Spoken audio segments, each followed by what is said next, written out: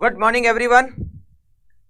CA inter cost and management accounting marathon class में हम first part को complete कर चुके हैं और उसमें हमने टोटल 5 चैप्टर का रिवीजन कंप्लीट किया। आज हम बहुत सारे और चैप्टर का रिवीजन कंप्लीट करने वाले हैं और आज की बैटिंग हम स्टार्ट करेंगे चैप्टर लेबर कॉस्ट से।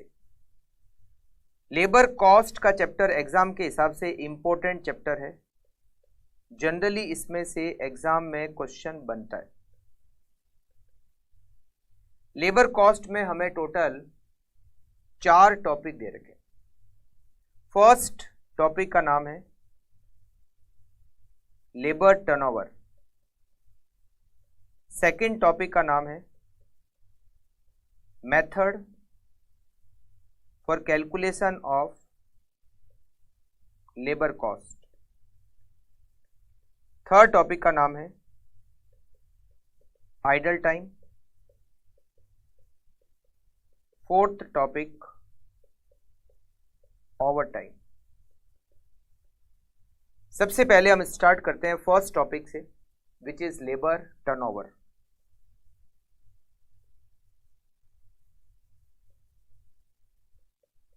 एक फैक्ट्री में जहां बहुत सारे वर्कर काम कर रहे हैं, जनरली ऐसा होता है कि उसमें से कुछ वर्कर फैक्ट्री छोड़कर जाते हैं, हमें वापस नए वर्कर रखने होते हैं। फिर कुछ छोड़ के जाते हैं, हमें वापस से उनकी जगह पर नए वर्कर रखने होते हैं। ये जो सिचुएशन है, हम इस सिचुएशन को लेबर टर्नओवर कहते हैं।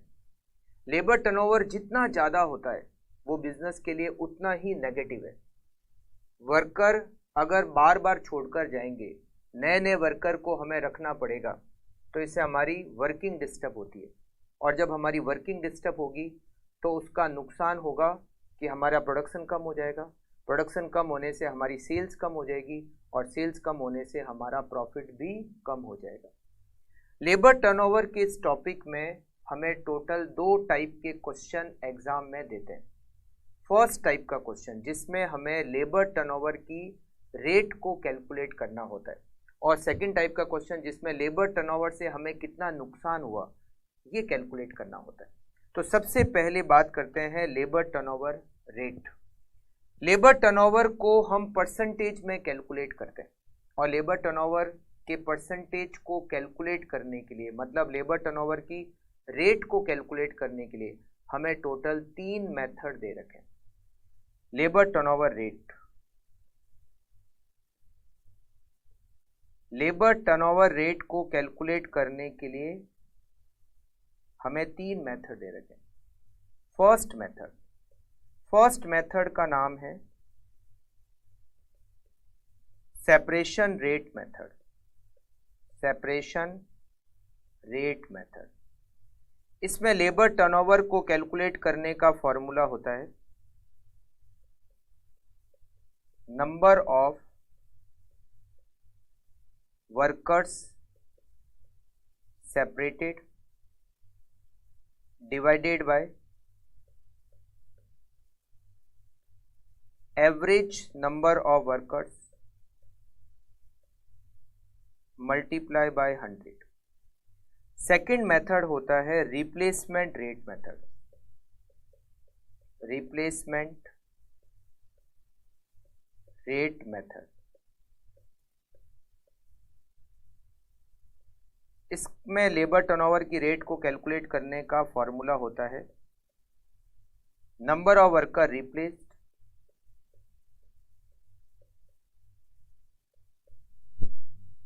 Divided by average number of worker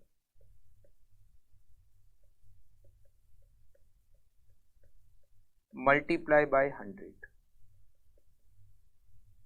तीसरा मेथड होता है फ्लक्स रेट मेथड।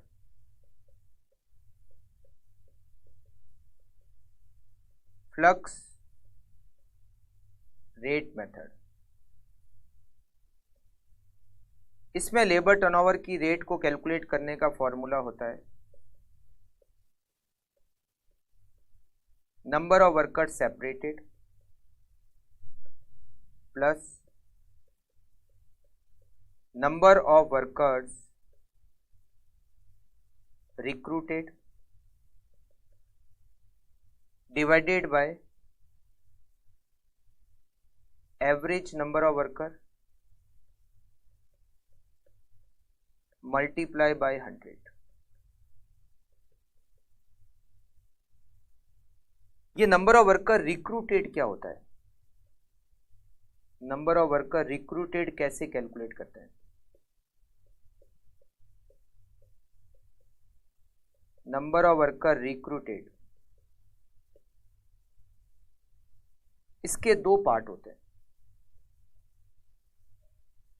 एक पार्ट होता है जिसको कहते हैं number of worker replaced, number of worker replaced, और एक पार्ट होता है जिसको कहते हैं फ्रेश रिक्रूटमेंट फॉर एक्सपांशन। एक फैक्ट्री में नए वर्कर को अपॉइंट किया जाता है, नए वर्कर को रिक्रूट किया जाता है। क्या पर्पस होता है? एक फैक्ट्री में नए वर्कर को रिक्रूट करने के पीछे दो पर्पस हो सकते हैं। पहला, रिप्लेसमेंट। अगर हमारे यहाँ पर एग्जिस्टिंग में कुछ वर्कर हैं और वो हमारी फैक्ट्री छोड़कर चले गए, तो हमने उनकी जगह पर नए वर्कर रखे, इट इज कॉल्ड रिप्लेसमेंट। और दूसरा पर्पस होता है, अगर हमने फैक्ट्री का एक्सपांशन किया है, बिजनेस का एक्सपांशन किया है, तो हमने बिजनेस के एक्सपांशन के कारण नए वर्कर का रिक्रूटमेंट किया है। इन दोनों को मिलाकर कहते हैं number of worker recruited. Number of worker replaced plus fresh recruitment for expansion, इन दोनों को ऐड करने से क्या आता है? नंबर ऑफ वर्कर रिक्रूटेड आता है। ठीक है। इसके बाद में एक और कैलकुलेशन, वो है average number of worker. Average number of worker को कैसे कैलकुलेट करते हैं? बड़ा ही सिंपल है। Opening number of worker plus closing number of worker divided by 2। Opening number of workers plus closing number of worker divided by 2, it is average number of worker. एक और calculation जो इसमें काम आ सकती है वो भी नोट कर लेते हैं। Opening number of worker, opening number of workers, अगर हम इसमें ऐड करें नंबर ऑफ वर्कर्स रिक्रूटेड, हमने जितने भी वर्कर रिक्रूट किए उसको ऐड करो, और अगर इसमें से माइनस करें नंबर ऑफ वर्कर सेपरेटेड, जितने भी हमारे वर्कर सेपरेट हो गए वो अगर हम माइनस करें तो इसका रिजल्ट आता है closing number of worker. Closing number of worker मतलब हमारी फैक्ट्री में ओपनिंग में कितने वर्कर्स थे, उसमें ऐड करेंगे जितने वर्कर हमने रिक्रूट किए, उसमें से लेस करेंगे जितने वर्कर हमारी फैक्ट्री से सेपरेट हो गए, and the result is closing number of worker. मान लो क्वेश्चन में बहुत बार ऐसा हो सकता है कि इन चार में से कोई भी 3 डिटेल हमें पता है, तो हम 4th डिटेल को बैलेंसिंग फिगर कैलकुलेट कर सकते हैं। मान लो हो सकता है हमें ओपनिंग, रिक्रूट और सेपरेट की डिटेल पता हो, और क्वेश्चन में कहा जाए कि आप क्लोजिंग नंबर ऑफ वर्कर निकालो, तो निकाल सकते हैं। या फिर हो सकता है हमें वर्कर रिक्रूटेड पता हो, सेपरेट पता हो, क्लोजिंग नंबर ऑफ वर्कर पता हो, और हमें क्वेश्चन में कहा जाए आप opening number of worker calculate करो, तो हम उससे ओपनिंग नंबर ऑफ वर्कर की कैलकुलेशन कर सकते हैं। मतलब कोई मिसिंग इन्फॉर्मेशन को कैलकुलेट करने के लिए ये कैलकुलेशन आपके काम में आ सकती है। ठीक है। तो 3 रेट होती है, सेपरेशन रेट, रिप्लेसमेंट रेट और फ्लक्स रेट। याद करने का भी फॉर्मूला बहुत इजी है। सेपरेशन रेट में number of worker separated divided by average worker multiply by 100। Replacement rate में number of worker replaced divide by average number of worker multiply by 100। और फ्लक्स रेट में थोड़ा सा आपको ध्यान रखना पड़ेगा, separate plus recruited divided by average worker multiply by 100। अच्छा, रिक्रूटेड का मतलब क्या होता है? Replaced plus fresh recruitment for expansion. इन दोनों की जो टोटल होती है वो होती है नंबर ऑफ वर्कर रिक्रूटेड। तो एक इसमें फर्स्ट टाइप का जो क्वेश्चन होता है जिसमें लेबर टर्नओवर की रेट को कैलकुलेट करना होता है। लेबर टर्नओवर में एक और टाइप का क्वेश्चन बनता है कि हमें ये पता करना होता है कि लेबर टर्नओवर की वजह से हमें कितने प्रॉफिट का नुकसान हुआ। Loss of profit due to labour turnover, हमें लेबर टर्नओवर की वजह से टोटल कितना नुकसान हुआ, ये कैसे कैलकुलेट करते हैं। लेबर टर्नओवर की वजह से हमारा प्रॉफिट कितना डिक्रीज हो गया या हमें कितने प्रॉफिट का नुकसान हुआ, कुछ भी इस टाइप का क्वेश्चन में दिया हुआ हो सकता है। इसकी कैलकुलेशन कैसे करते हैं? एक तो नुकसान होता है जिसको हम कहते हैं अपॉर्चुनिटी लॉस, अपॉर्चुनिटी लॉस। दूसरा नुकसान होता है जिसको हम कहते हैं सेटलमेंट कॉस्ट, सेटलमेंट कॉस्ट। तीसरा लॉस होता है recruitment cost, recruitment cost. Fourth होता है placement cost, placement cost. Fifth होता है ट्रेनिंग कॉस्ट, ट्रेनिंग कॉस्ट।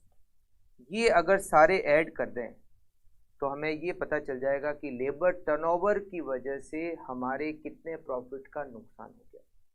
देखो, ये तो क्वेश्चन में ट्रेनिंग कॉस्ट डायरेक्टली दिया हुआ होता है, प्लेसमेंट कॉस्ट भी डायरेक्टली दिया हुआ होता है, रिक्रूटमेंट कॉस्ट भी डायरेक्टली दिया हुआ होता है, सेटलमेंट कॉस्ट भी डायरेक्टली दिया होता है।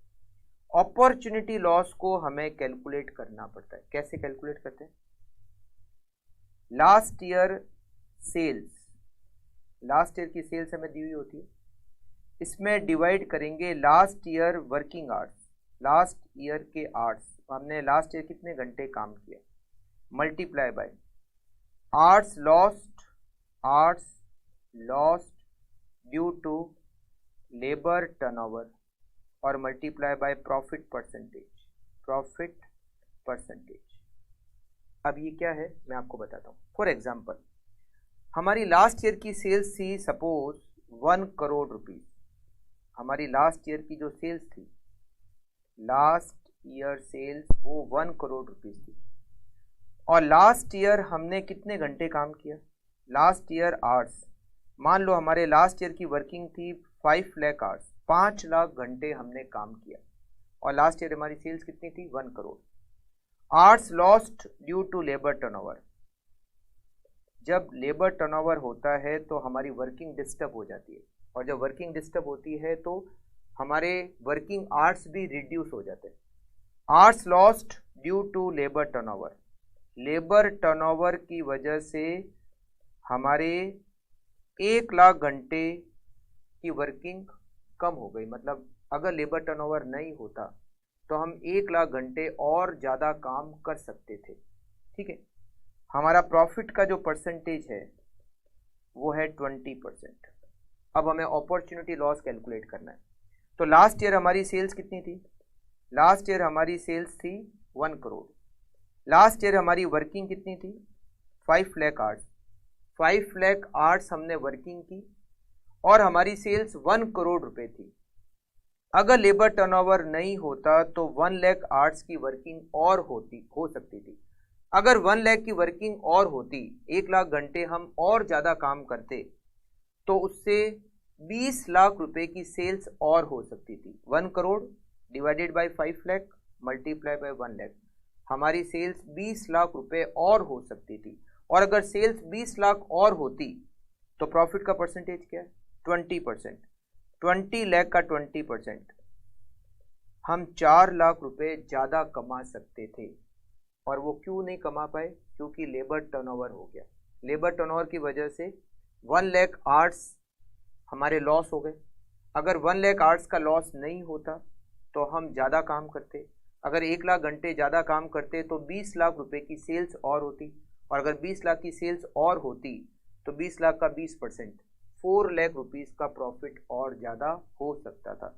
ये हो गया अपॉर्चुनिटी लॉस। उसके अलावा सेटलमेंट कॉस्ट लगी, रिक्रूटमेंट कॉस्ट लगी, प्लेसमेंट कॉस्ट लगी और ट्रेनिंग कॉस्ट लगी, और ये सब मिलकर हमारा इतना प्रॉफिट डिक्रीज हो गया ड्यू टू लेबर टर्नओवर। तो दो टाइप के क्वेश्चन बनते हैं, एक तो लेबर टर्नओवर रेट को कैलकुलेट करने से रिलेटेड, और एक दूसरे टाइप का क्वेश्चन जिसमें लेबर टर्नओवर की वजह से हमें कितना नुकसान हुआ उसको हमें कैलकुलेट करना पड़ता है। तो ये इस चैप्टर का first topic which is labour turnover. Second topic method for calculation of labour cost. Methods for calculation of labour cost.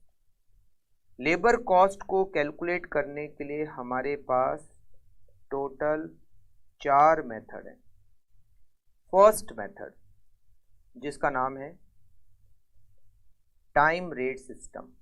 Time rate system.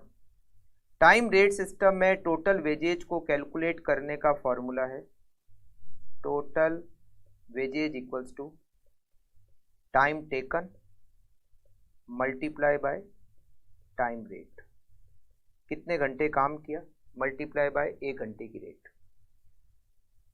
Second method है piece rate system. Second method का नाम है piece rate system. Piece rate system का formula होता है total wages equals to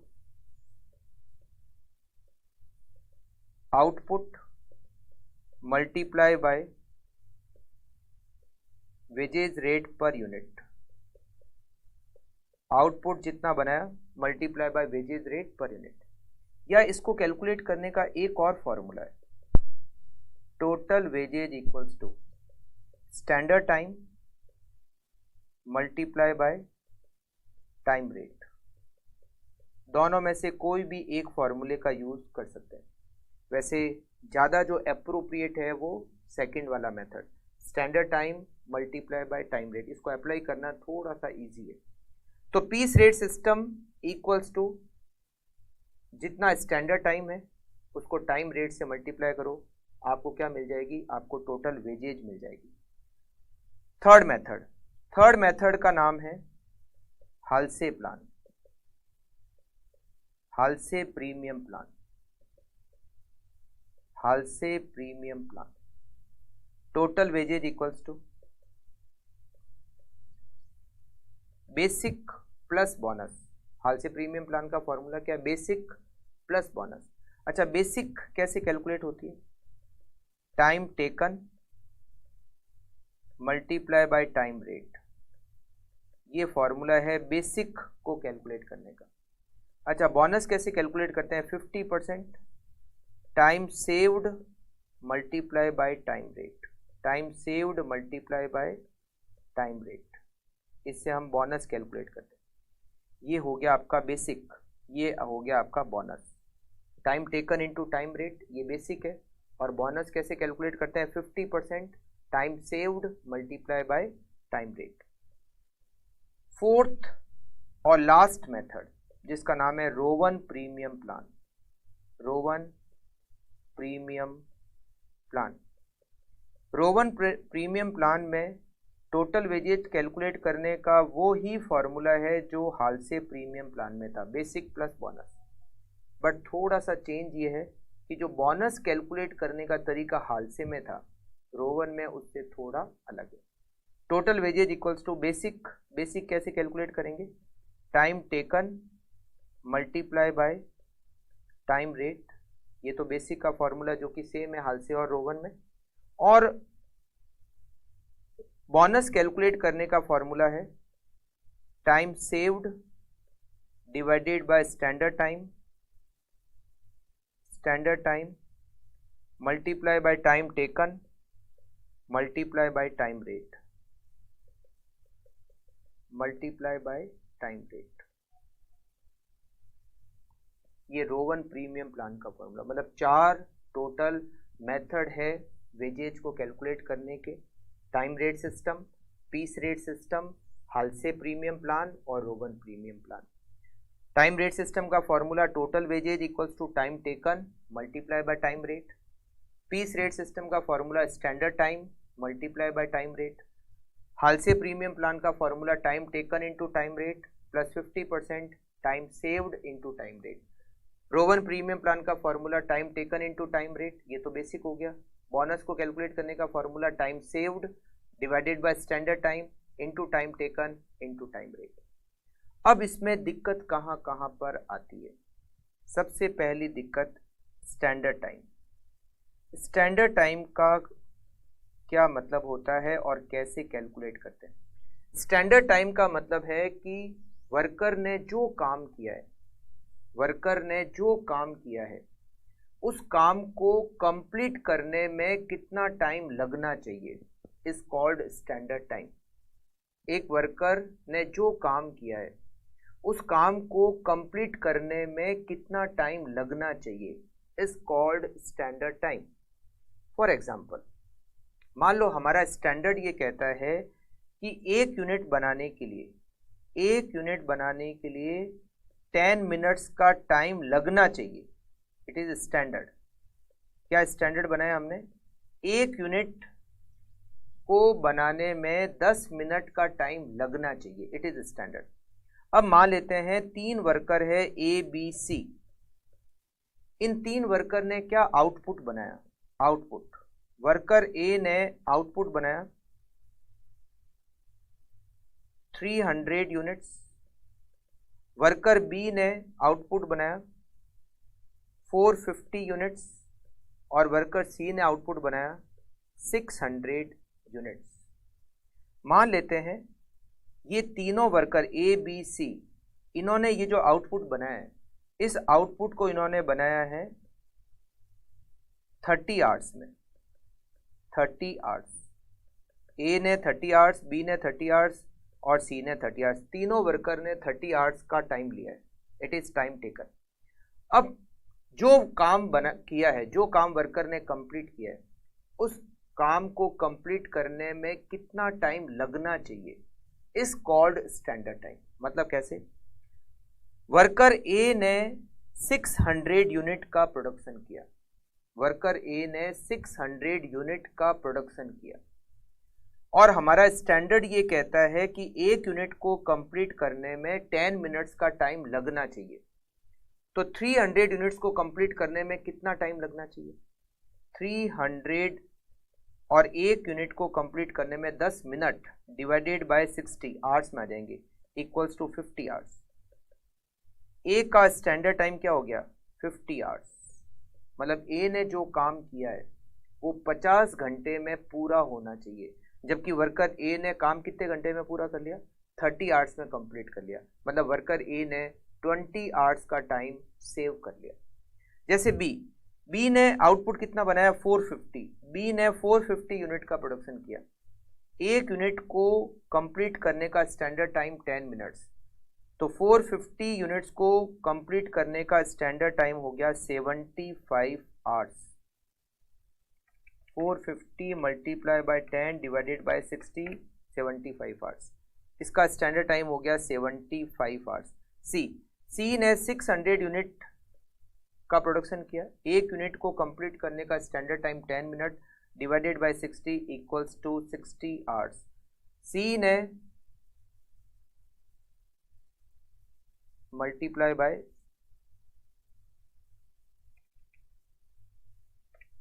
100 hours, ये 100 hours हो गया। It is 100 hours.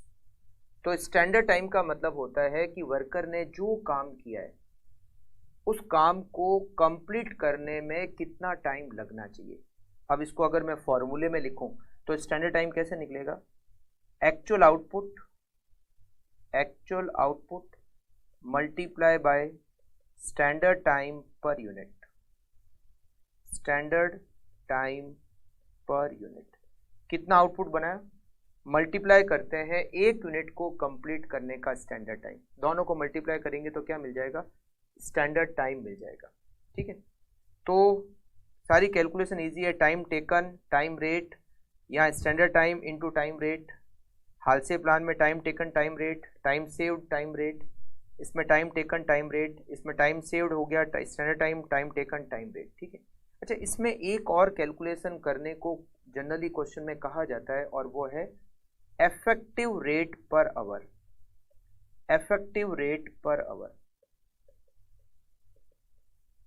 Effective rate per hour, और इसका फॉर्मूला है total wages, total wages divided by time taken, total wages divided by time taken. ये क्या होती है इफेक्टिव रेट?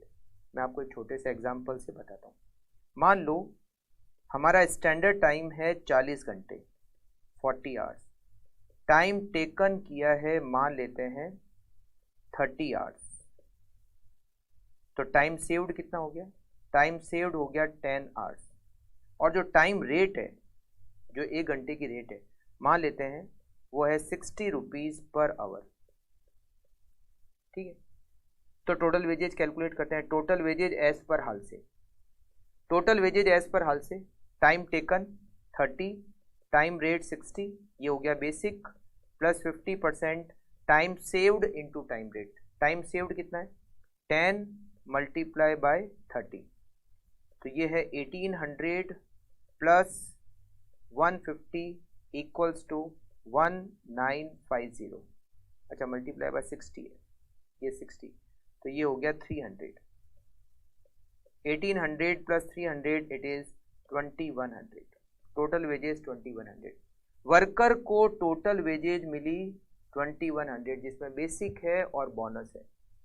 2100 की वेजेज मिली और वर्कर ने कितने घंटे काम किया? वर्कर ने 30 आवर्स में वर्क कंप्लीट किया, उसको 30 आवर्स काम करने का कितना पैसा मिल रहा है? 2100 मिल रहा है। तो इफेक्टिवली उसको पर आवर कितना मिल रहा है?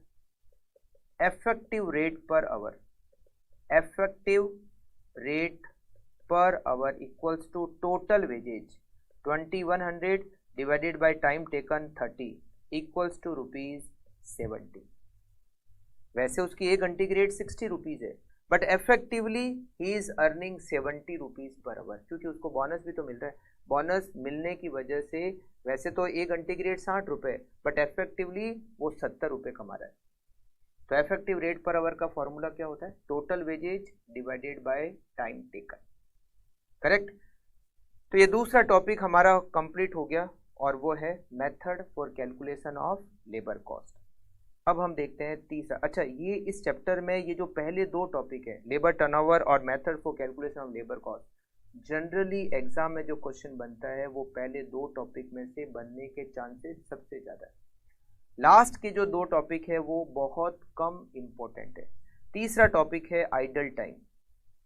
आइडल टाइम का मतलब वो टाइम जिसका हमने पेमेंट किया बट उस टाइम पर वर्कर ने कुछ भी काम नहीं किया, हम उसको कहते हैं idle time.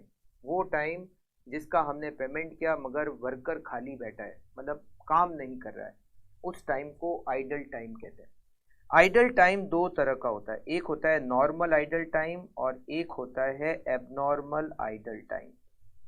Normal idle time का मतलब है वो आइडल टाइम जिसको हमने पहले से सोच के रखा था और जिसको हम कंट्रोल नहीं कर सकते, होगा ही होगा। जैसे वर्कर को लंच का टाइम दिया, एक काम वर्कर ने कंप्लीट किया, दूसरा काम स्टार्ट करेगा, उन दोनों के बीच में टाइम खराब होता है।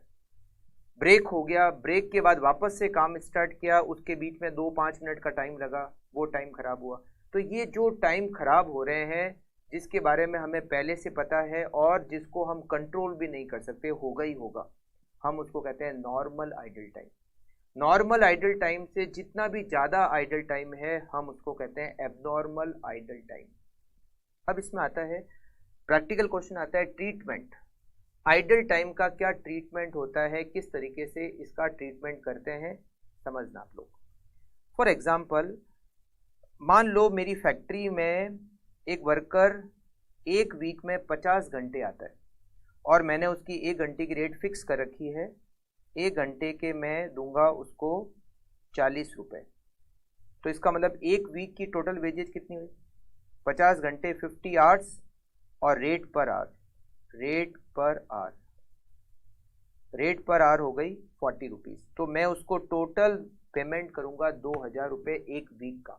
ठीक है, अब मुझे भी पता है कि 50 घंटे वो फैक्ट्री में है जरूर, मगर 50 घंटे काम करेगा नहीं, है ना। हमें पता है कि इस 50 घंटे में मान लेते हैं 10 आवर्स नॉर्मल आइडल टाइम के, मतलब 10 घंटे की वर्किंग होगी नहीं, 10 घंटे खराब होंगे ही होंगे। इसका मतलब है हम उसको पेमेंट तो 50 घंटे का कर रहे हैं, मगर हमें पता है कि वो 50 घंटे काम करेगा नहीं। 10 घंटे नॉर्मल आइडल टाइम, तो नॉर्मल आइडल टाइम को अगर मैं हटा दूं, इसका मतलब है वो केवल 40 घंटे ही काम कर पाएगा, जिसको हम कहते हैं इफेक्टिव आवर्स। क्या कहते हैं? Effective hours. इसका मतलब ये है कि हम 40 घंटे काम करने के बदले में 2000 रुपये दे रहे हैं। तो 2000 डिवाइडेड बाय 40, उसकी इफेक्टिव रेट हो गई 50 रुपीज। हम 1 घंटे काम करने के 50 रुपये दे रहे हैं। अब मान लो पूरे वीक में उसने 3 जॉब कंप्लीट किए, जॉब एक्स, जॉब वाई और जॉब जेड, 3 जॉब कंप्लीट की। जॉब एक्स पर उसने 20 घंटे काम किया, जॉब वाई पर उसने 10 घंटे काम किया और जॉब जेड पर उसने 6 घंटे काम किया। तो सारे जॉब के आवर्स ऐड कर लें तो इसका मतलब है उसने 36 आवर्स ही काम किया, जबकि इफेक्टिवली उसको काम करना था 40 घंटे। तो 4 घंटे एबनॉर्मल आइडल टाइम हो गया। 40 घंटे काम करना था मगर काम उसने 36 घंटे किया, 36 आवर्स। तो 4 घंटे क्या हो गए? Abnormal idle time. 4 घंटे हो गए एबनॉर्मल आइडल टाइम। अब इसका ट्रीटमेंट क्या होगा? एबनॉर्मल आइडल टाइम का ट्रीटमेंट क्या होगा और जॉब पर कितनी वेजेज चार्ज करेंगे? तो हमने इफेक्टिव रेट क्या निकाली थी? 50 रुपीज। इफेक्टिव रेट का मतलब क्या? टोटल वेजेज में इफेक्टिव आवर्स का डिवाइड कर दो। और इफेक्टिव आवर्स कैसे आते हैं? टोटल आवर्स में से नॉर्मल आइडल टाइम को अगर माइनस कर दिया जाए तो हमें क्या मिलेंगे? Effective hours. अब क्या करेंगे? हमने इफेक्टिव रेट निकाली 50 रुपीज। जॉब एक्स पर उसने 20 घंटे काम किया, 1 घंटे की इफेक्टिव रेट 50 रुपए, मतलब जॉब एक्स पर 1000 रुपये चार्ज करेंगे इंटू 50। जॉब वाई पर 500 रुपीज चार्ज करेंगे इंटू 50। जॉब जेड पर 300 रुपीज चार्ज करेंगे और एबनॉर्मल आइडल टाइम के 4 आवर्स इंटू 50, 200 रुपीज P&L में ट्रांसफर करेंगे। 1000 जॉब एक्स पर, 500 जॉब वाई पर, 300 जॉब जेड पर और 200 P&L पर। टोटल उसकी सैलरी हमने पे की 2000 और ये पूरी 2000 सैलरी का ट्रीटमेंट हो गया। कहाँ पर कितना चार्ज करना है? एबनॉर्मल आइडल टाइम का जो भी अमाउंट बनता है वो पूरा का पूरा P&L अकाउंट में ट्रांसफर हो जाता है। करेक्ट? तो नॉर्मल आइडल टाइम और abnormal idle time. Normal idle time का क्या करते हैं हम? यहाँ पर इफेक्टिव रेट कैलकुलेट करते हैं। और इफेक्टिव रेट कैसे कैलकुलेट करते हैं? Effective rate per hour equals to total wages में आप इफेक्टिव आवर्स का डिवाइड कर दो। इफेक्टिव आवर्स कैसे करते हैं? Total hours minus normal idle time, इससे हमें क्या मिलेंगे? Effective hours. Total wages divided by effective hours equals to effective wages rate per hour. ठीक है, इसके बाद में जो एबनॉर्मल आइडल टाइम है, एबनॉर्मल आइडल टाइम है उसका क्या ट्रीटमेंट करोगे? उसका पैसा P&L में ट्रांसफर करोगे। और P&L में कितना ट्रांसफर करोगे? जितना एबनॉर्मल आइडल टाइम है, जितना एबनॉर्मल आइडल टाइम है उसको मल्टीप्लाई करोगे इफेक्टिव रेट पर आवर से। इफेक्टिव रेट पर आवर से जो अमाउंट आएगा वो आप ट्रांसफर करोगे प्रॉफिट एंड लॉस अकाउंट में। Correct? Idle time last topic है इस चैप्टर में हमारे पास और वो है ओवर टाइम। ओवर टाइम क्या होता है और ओवर टाइम की कैलकुलेशन कैसे होती है? As per factories act, as per factory act overtime की कैलकुलेशन कैसे होती है? या तो डे बेसिस पे होती है या वीक बेसिस पे होती है। अगर डे बेसिस पे ओवर टाइम कैलकुलेट किया जाए तो more than 9 hours per day, more than 9 hours a day, एक दिन में 9 घंटे से ज़्यादा जितना भी वर्किंग करेगा एक वर्कर, वो सारा का सारा ओवर टाइम माना जाएगा। जैसे वर्कर ने मंडे को 12 घंटे काम किया, 9 घंटे से ज़्यादा कितना है 3 घंटे ओवर टाइम। मान लो ट्यूसडे को उसने 10 घंटे काम किया, 9 घंटे से ज़्यादा कितना है 1 घंटा ओवर टाइम। मान लो वेडनेसडे को उसने 8 घंटे काम किए, 9 से ऊपर है नहीं, तो 8 पूरे के पूरे नॉर्मल टाइम है, ओवर टाइम कुछ भी नहीं है। मान लो थर्सडे को उसने 11 आवर्स काम किया, तो 9 से ज़्यादा कितने 2 घंटे ओवर टाइम। तो इसमें डे बेसिस में हर रोज 9 घंटे से ज़्यादा जितने भी घंटे काम करेगा हम उसको ओवर टाइम आवर्स कहेंगे। एक होता है कैलकुलेशन वीक बेसिस पे, more than 48 hours in a week. एक वीक में 48 आवर्स से ज़्यादा जो भी वर्किंग होगी हम उसको ओवर टाइम कहेंगे। उसमें डे हर रोज कितने घंटे काम कर रहा है इससे मतलब नहीं, हर वीक में कितने घंटे काम कर रहा है। जैसे मान लो एक वर्कर ने एक वीक में 55 आवर्स की वर्किंग की, तो 48 से ज़्यादा कितने हो गए 7 hours, 7 hours is over time. मान लो एक दूसरे वर्कर ने एक वीक में 60 आवर्स की वर्किंग की, 60 घंटे काम किया, तो 48 से ज़्यादा कितने हुए 12 घंटे हो गया ओवर टाइम। तो जब वीक बेसिस पे कैलकुलेशन होती है तो एक वीक में कितने घंटे काम किया उसकी टोटल करो, 48 से जितने ऊपर है वो सारे के सारे ओवर टाइम आवर्स हो जाएंगे। बट जब आप डे बेसिस पे कैलकुलेट करते हो तो वीक में कितने घंटे काम किया मतलब नहीं, रोज का रोज ओवर टाइम कैलकुलेट होगा। दिन में कितने घंटे काम किया -9, उसके ऊपर जो भी है वो सारे के सारे ओवर टाइम। 9 से ऊपर जितने भी घंटे काम करेगा हम उसको ओवर टाइम मान लेते हैं, ठीक है। तो ओवर टाइम में एक क्वेश्चन जो आता है वो आता है ओवर टाइम की कैलकुलेशन कैसे होती है, मतलब ओवर टाइम आवर्स की कैलकुलेशन कैसे होती है, इसके लिए आपको ये ध्यान रखना है। हाँ, अगर क्वेश्चन में ही स्पेसिफिकली कुछ दे रखे हैं ओवर टाइम कैसे कैलकुलेट होगा तो फिर आपको क्वेश्चन की लैंग्वेज को काम लेना पड़ेगा। अदरवाइज अगर फैक्ट्रीज एक्ट की बात करें तो इस तरीके से ओवर टाइम की कैलकुलेशन हो सकती है, या तो डे बेसिस पे या फिर वीक बेसिस पे। अच्छा, ओवर टाइम में जो रेट पर आवर होगी वो डबल रेट होगी। जैसे मान लो नॉर्मल टाइम में 40 रुपीज़ पर आवर है, 40 रुपीज़ पर आवर है, तो ओवर टाइम में ये रेट हो जाएगी 80 रुपीज़ पर आवर। अगर नॉर्मल टाइम में 1 घंटे के 40 रुपये हैं तो ओवर टाइम में 1 घंटे के 80 रुपये हो जाएंगे। ये जो हर घंटे के ज़्यादा दे रहे हैं, ये जो जितना ज़्यादा दे रहे हैं वो होता है प्रीमियम। जैसे हमने ओवर टाइम में 1 घंटे के 80 रुपये दिए, नॉर्मल टाइम में 1 घंटे के कितने 40, तो 40 एक्स्ट्रा हो गया ना, तो ये जो 40 एक्स्ट्रा है ये प्रीमियम है, हम इसको क्या कहते हैं ओवर टाइम प्रीमियम, करेक्ट। तो ये हमारा चौथा टॉपिक हो गया और वो है ओवर टाइम। तो 4 टॉपिक है, लेबर टर्नओवर और method for calculation of labour cost, ये दोनों तो इंपॉर्टेंट टॉपिक है।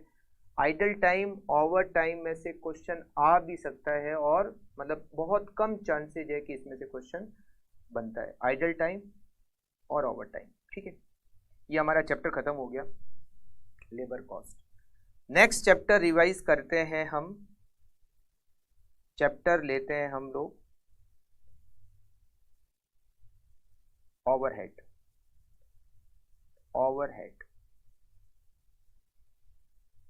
फ्रेंड्स, एक्सपेंसेस को हम 3 कैटेगरी में डिवाइड करते हैं, मटेरियल कॉस्ट, लेबर कॉस्ट और तीसरा एक्सपेंसेस होता है ओवरहेड।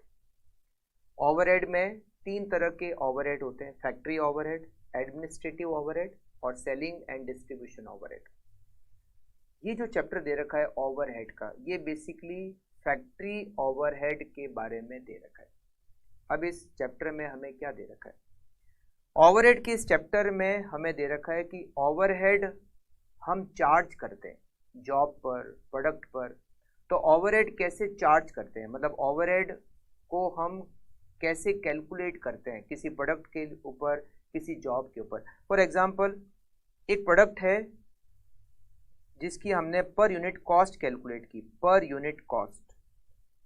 एक प्रोडक्ट हम बनाते हैं, प्रोडक्ट का नाम है पी प्रोडक्ट का नाम है, हमें इसकी पर यूनिट कॉस्ट निकालनी है। तो पर यूनिट कॉस्ट कैसे कैलकुलेट होती है, सबसे पहले मटेरियल कॉस्ट पर यूनिट, एक यूनिट में कितना मटेरियल लगता है, एक यूनिट में कितनी लेबर कॉस्ट लगती है। मटेरियल कॉस्ट और लेबर कॉस्ट पर यूनिट, इसको कैलकुलेट करना बहुत इजी है। कैसे इजी है, जैसे मटेरियल कॉस्ट पर यूनिट कैसे निकालते हैं, मान लेते हैं 1 यूनिट बनाने में 5 किलो रॉ मेटेरियल लगता है और रॉ मेटेरियल की रेट 10 रुपीज़ पर केजी है। इसका मतलब है मटेरियल की cost per unit 50 rupees. Labour की कॉस्ट पर यूनिट भी कैलकुलेट करना बहुत आसान है। मान लो 1 यूनिट बनाने में 3 घंटे लगते हैं और 1 घंटे की रेट है 15 रुपये। इसका मतलब 45 रुपीज़ की लेबर लगेगी। मटेरियल की कॉस्ट, लेबर की कॉस्ट पर यूनिट कैलकुलेट करना या किसी जॉब पर कैलकुलेट करना बहुत बहुत ईजी वर्क है। बट ओवरहेड कितने लगेंगे, ओवरहेड पर यूनिट कितना लगेगा, क्योंकि ओवरहेड जो है वो पर यूनिट नहीं लगता। ओवरहेड में बहुत सारे खर्चे होते हैं, रेंट का खर्चा होता है, मशीन का डेप्रीसिएशन होता है, सुपरवाइजर की सैलरी होती है, पावर की कॉस्ट होती है, बहुत सारे खर्चे लगते हैं। इसको पर यूनिट कैसे निकाला जाए, मतलब जब हम 1 यूनिट बनाते हैं तो उसमें 1 यूनिट बनाने में ओवरहेड कितना लगता है, इसकी कैलकुलेशन कैसे होती है वो हमें इस चैप्टर में दे रखी है। ओवरहेड को पर यूनिट कैलकुलेट करना या ओवरहेड को चार्ज करना या फिर ओवरहेड को एब्जॉर्ब करना, इसके लिए हमें इस चैप्टर में बहुत सारे मेथड दे रखे हैं। हम उनको कहते हैं ओवरहेड एब्जॉर्प्शन रेट को कैलकुलेट करने के method. Overhead absorption rate, overhead absorption rate को कैलकुलेट करने के मेथड। ओवरहेड एब्जॉर्प्शन रेट को कैलकुलेट करने के लिए हमें इस चैप्टर में टोटल 5 मेथड दे रखे। फर्स्ट मेथड का नाम है percentage of direct material. Percentage of direct material.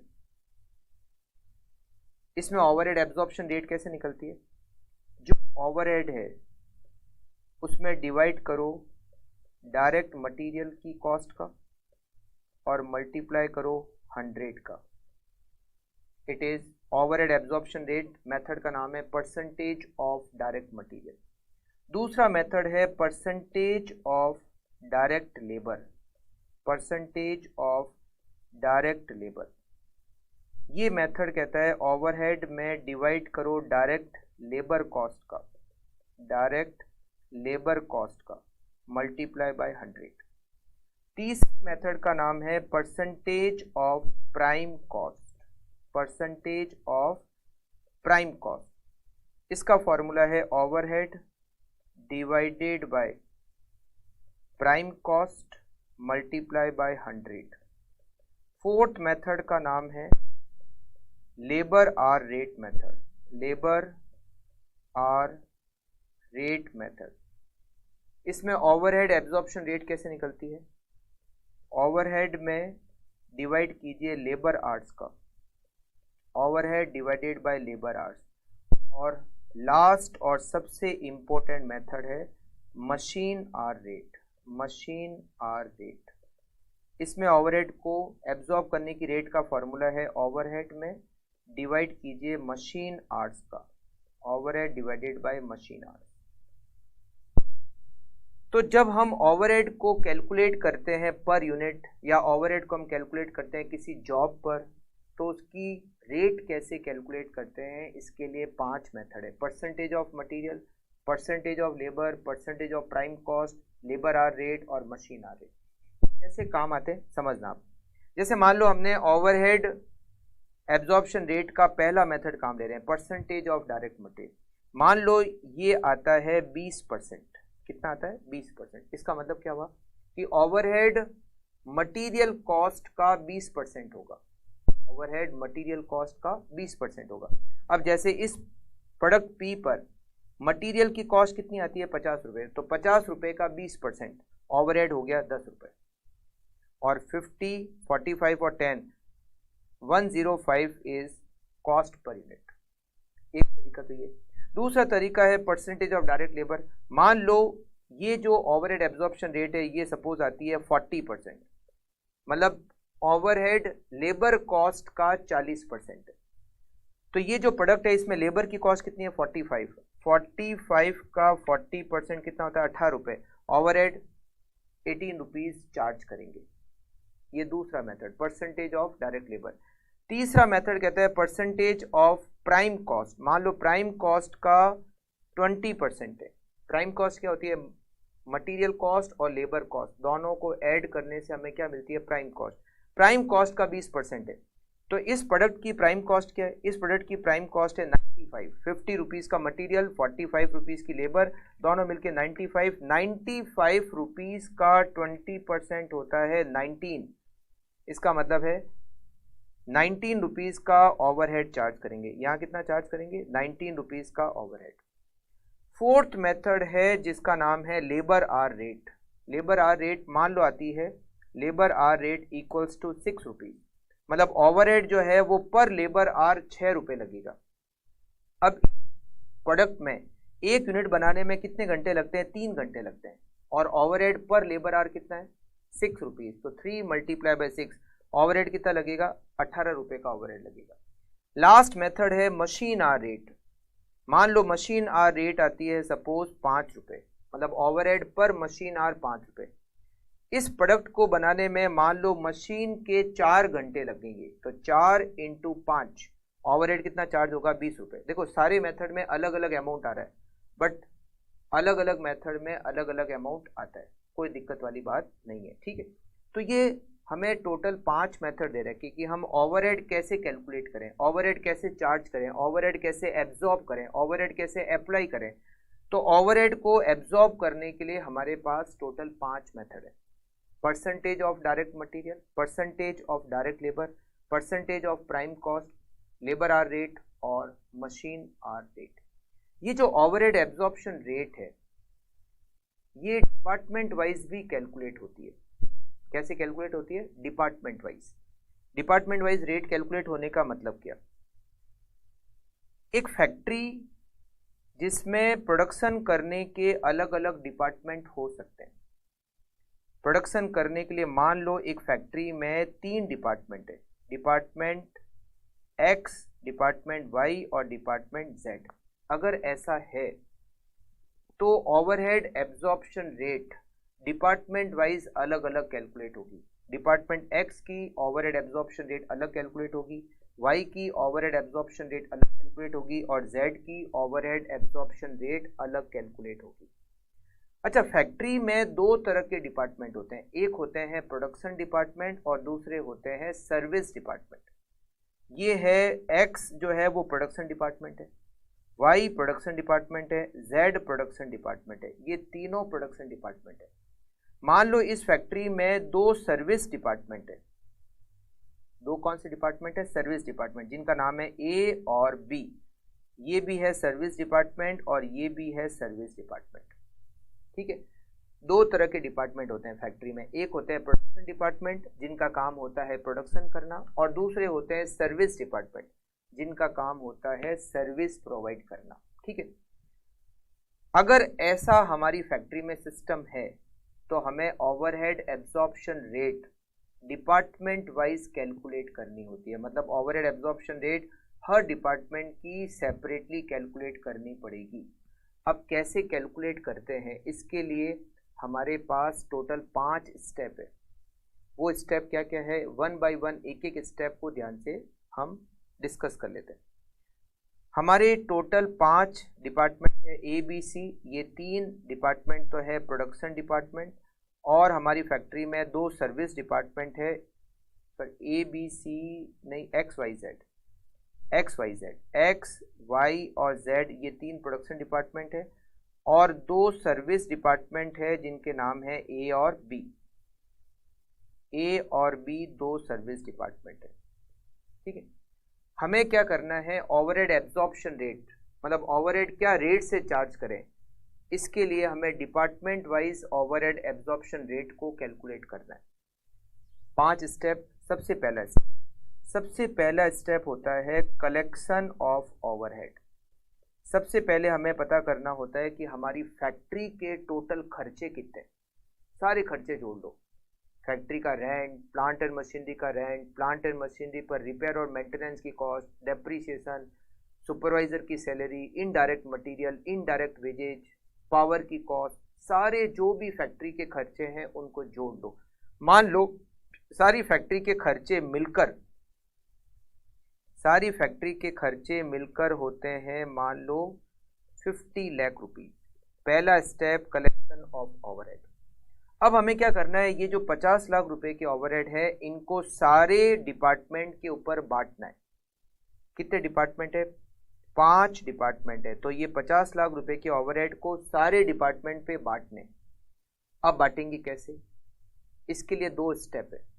एक स्टेप होता है allocation of overhead, allocation of overhead, और एक स्टेप होता है apportionment of overhead, apportionment of overhead. Allocation of overhead और अपॉर्शनमेंट ऑफ ओवरहेड। एलोकेशन क्या होता है, अपॉर्शनमेंट क्या होता है? ये जो 50 लाख रुपए के ओवरहेड है ये कोई एक खर्चा नहीं है, इसमें पूरे खर्चे की एक लिस्ट है। हो सकता है कि उस 50 लाख रुपए की खर्चे की लिस्ट में से कुछ खर्चे ऐसे हो जो केवल और केवल डिपार्टमेंट एक्स से ही रिलेटेड हो, कुछ खर्चे ऐसे हो सकते हैं जो केवल और केवल डिपार्टमेंट वाई से ही रिलेटेड हो, कुछ खर्चे ऐसे हो सकते हैं जो केवल और केवल डिपार्टमेंट जेड से रिलेटेड हो, कुछ खर्चे ऐसे हो सकते हैं जो केवल और केवल डिपार्टमेंट ए से रिलेटेड हो, कुछ खर्चे केवल और केवल बी से रिलेटेड हो। जो खर्चे की आपकी लिस्ट है उसमें से जो खर्चा केवल और केवल डिपार्टमेंट एक्स का ही खर्चा है वो खर्चा डिपार्टमेंट एक्स पर चार्ज कर दो। मान लो 3 लाख रुपए का खर्चा ऐसा है जो केवल डिपार्टमेंट एक्स से ही रिलेट करता है, उसको डिपार्टमेंट एक्स पर चार्ज कर दो। उसको कहते हैं एलोकेट करना। क्या कहते हैं? एलोकेट करना। मान लो पूरे खर्चे की लिस्ट में से 4 लाख रुपए के खर्चे ऐसे हैं जो वाई से ही रिलेटेड है, उसको वाई पे चार्ज कर दो। 2 लाख का खर्चा ऐसा है जो केवल जेड से रिलेटेड है। 1 लाख रुपए का खर्चा ऐसा है जो ए से, और 1 लाख का खर्चा ऐसा है जो बी से ही रिलेटेड है। तो 3 + 4 + 2 + 1 + 1 11 लाख रुपीस का जो खर्चा है वो एलोकेट हो गया। जो किसी पर्टिकुलर डिपार्टमेंट से रिलेट करता था हमने वो खर्चा उस पर्टिकुलर डिपार्टमेंट पे चार्ज कर दिया, इसको कहते हैं एलोकेट करना। अब पीछे बच जाते हैं कुछ कॉमन खर्चे, कुछ कॉमन खर्चे जिनको हमें सारे डिपार्टमेंट पर बांटना पड़ेगा, जैसे पूरी फैक्ट्री का रेंट। अब रेंट का खर्चा केवल एक्स या केवल वाई या केवल जेड या केवल ए या केवल बी पर तो नहीं बटेगा, रेंट का खर्चा सारे डिपार्टमेंट पर बटेगा। अब कैसे बांटेंगे, कौन सा खर्चा किस रेशियो में बांटेंगे, अभी मैं आपको बताऊंगा कि कौन सा खर्चा किस रेशियो में बांटेंगे। मान लो ये जो पीछे खर्चे बचे हुए थे 39 लाख के, उसको हमने अलग अलग खर्चे को अलग अलग रेशियो में बांट दिया। बांटने का अभी मैं आपको टेबल बताऊंगा कि कौन सा खर्चा किस रेशियो में बांटना है। मान लो हमने बांट दिया 39 लाख में से, 39 लाख का जो पीछे बचा हुआ था खर्चा, उसमें से 10 लाख का एक्सपेंडिचर एक्स पे डिस्ट्रीब्यूट हो गया, 20 लाख का खर्चा वाई पर, 6 लाख का खर्चा जेड पर, 2 लाख का खर्चा ए पर, और 1 लाख का खर्चा बी पर चार्ज हो गया। जैसे ही हम तीसरा स्टेप खत्म करेंगे हमें डिपार्टमेंट वाइज एक्सपेंडिचर पता चल जाएंगे। डिपार्टमेंट एक्स के खर्चे हो गए टोटल 13 लाख, डिपार्टमेंट वाई के खर्चे हो गए 24 लाख, डिपार्टमेंट जेड के खर्चे हो गए 8 लाख, डिपार्टमेंट ए के एक्सपेंडिचर 3 लाख और डिपार्टमेंट बी के एक्सपेंडिचर 2 लाख, और इन सब के टोटल ओवरहेड हो गए 50 लाख रुपीज। पहला स्टेप है कलेक्शन, दूसरा स्टेप एलोकेशन। ये जो अपॉर्शनमेंट मैंने बताया कि कुछ खर्चे होते हैं जो कॉमन खर्चे होते हैं उनको सारे डिपार्टमेंट में बांटना पड़ेगा, अलग अलग खर्चे को अलग अलग रेशियो में बांटना पड़ेगा। अब यहाँ पर बात आती है कि कौन सा खर्चा किस रेशियो में बांटा जाता है, उसकी एक लिस्ट बताता हूँ आपको। एक्सपेंसेस और उसको किस रेशियो में बांटना है, बेसिस फॉर डिस्ट्रीब्यूशन, किस खर्चे को किस रेशियो में आपको बांटना है।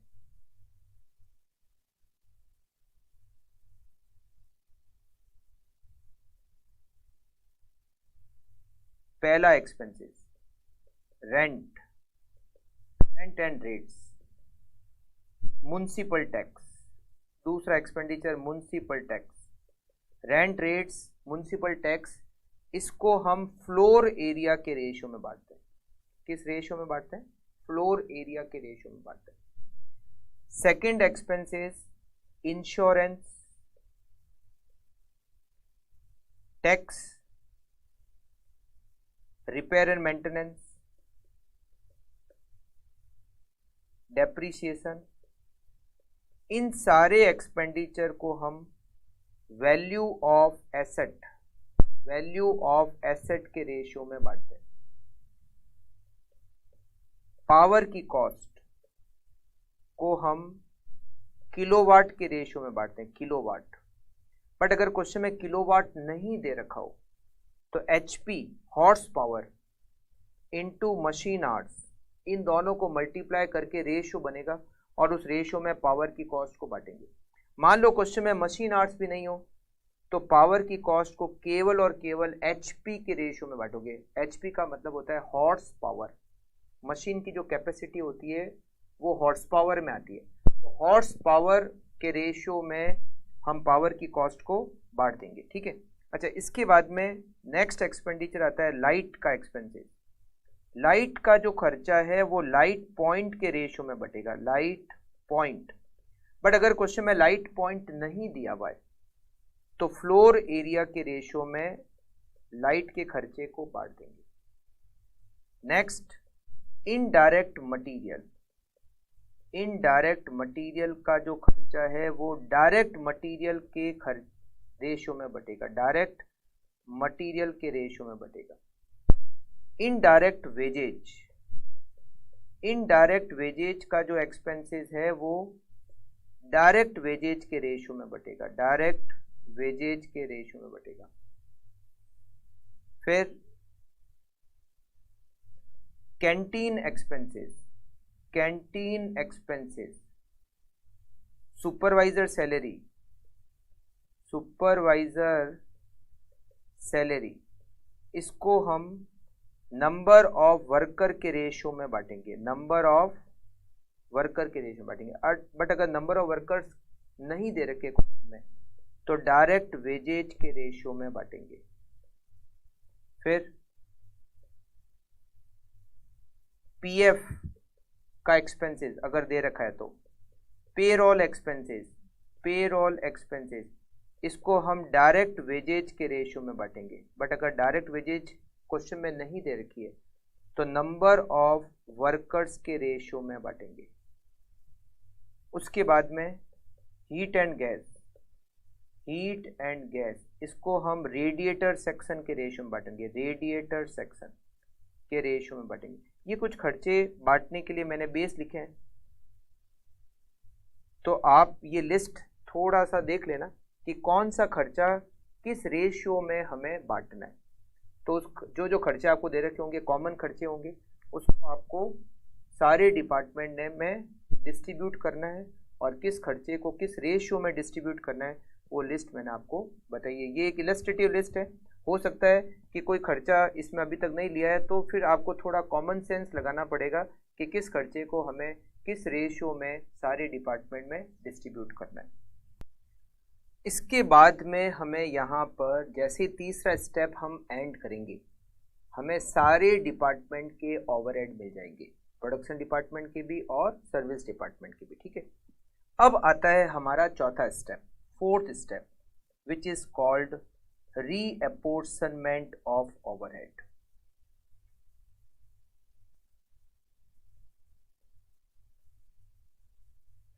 रीअपोर्शनमेंट ऑफ ओवरहेड का मतलब क्या होता है?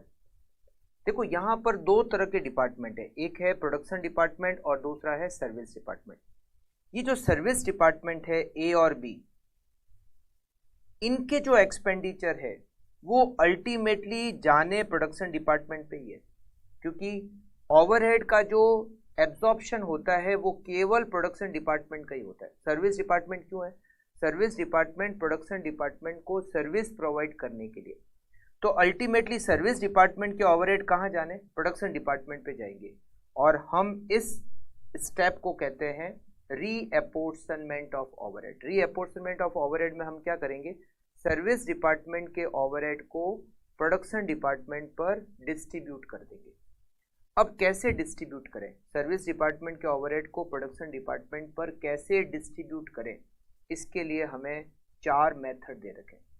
वो मेथड क्या क्या है, कैसे डिस्ट्रीब्यूट करते हैं, मैं आपको 1 बाय 1 एक एक मेथड के बारे में बताता हूँ, है ना, समझना किस तरीके से। जैसे मान लो हमारे डिपार्टमेंट है एक्स, हमारा डिपार्टमेंट है वाई, हमारा डिपार्टमेंट है जेड, ये तीन तो है प्रोडक्शन डिपार्टमेंट, और हमारे दो सर्विस डिपार्टमेंट है ए और बी।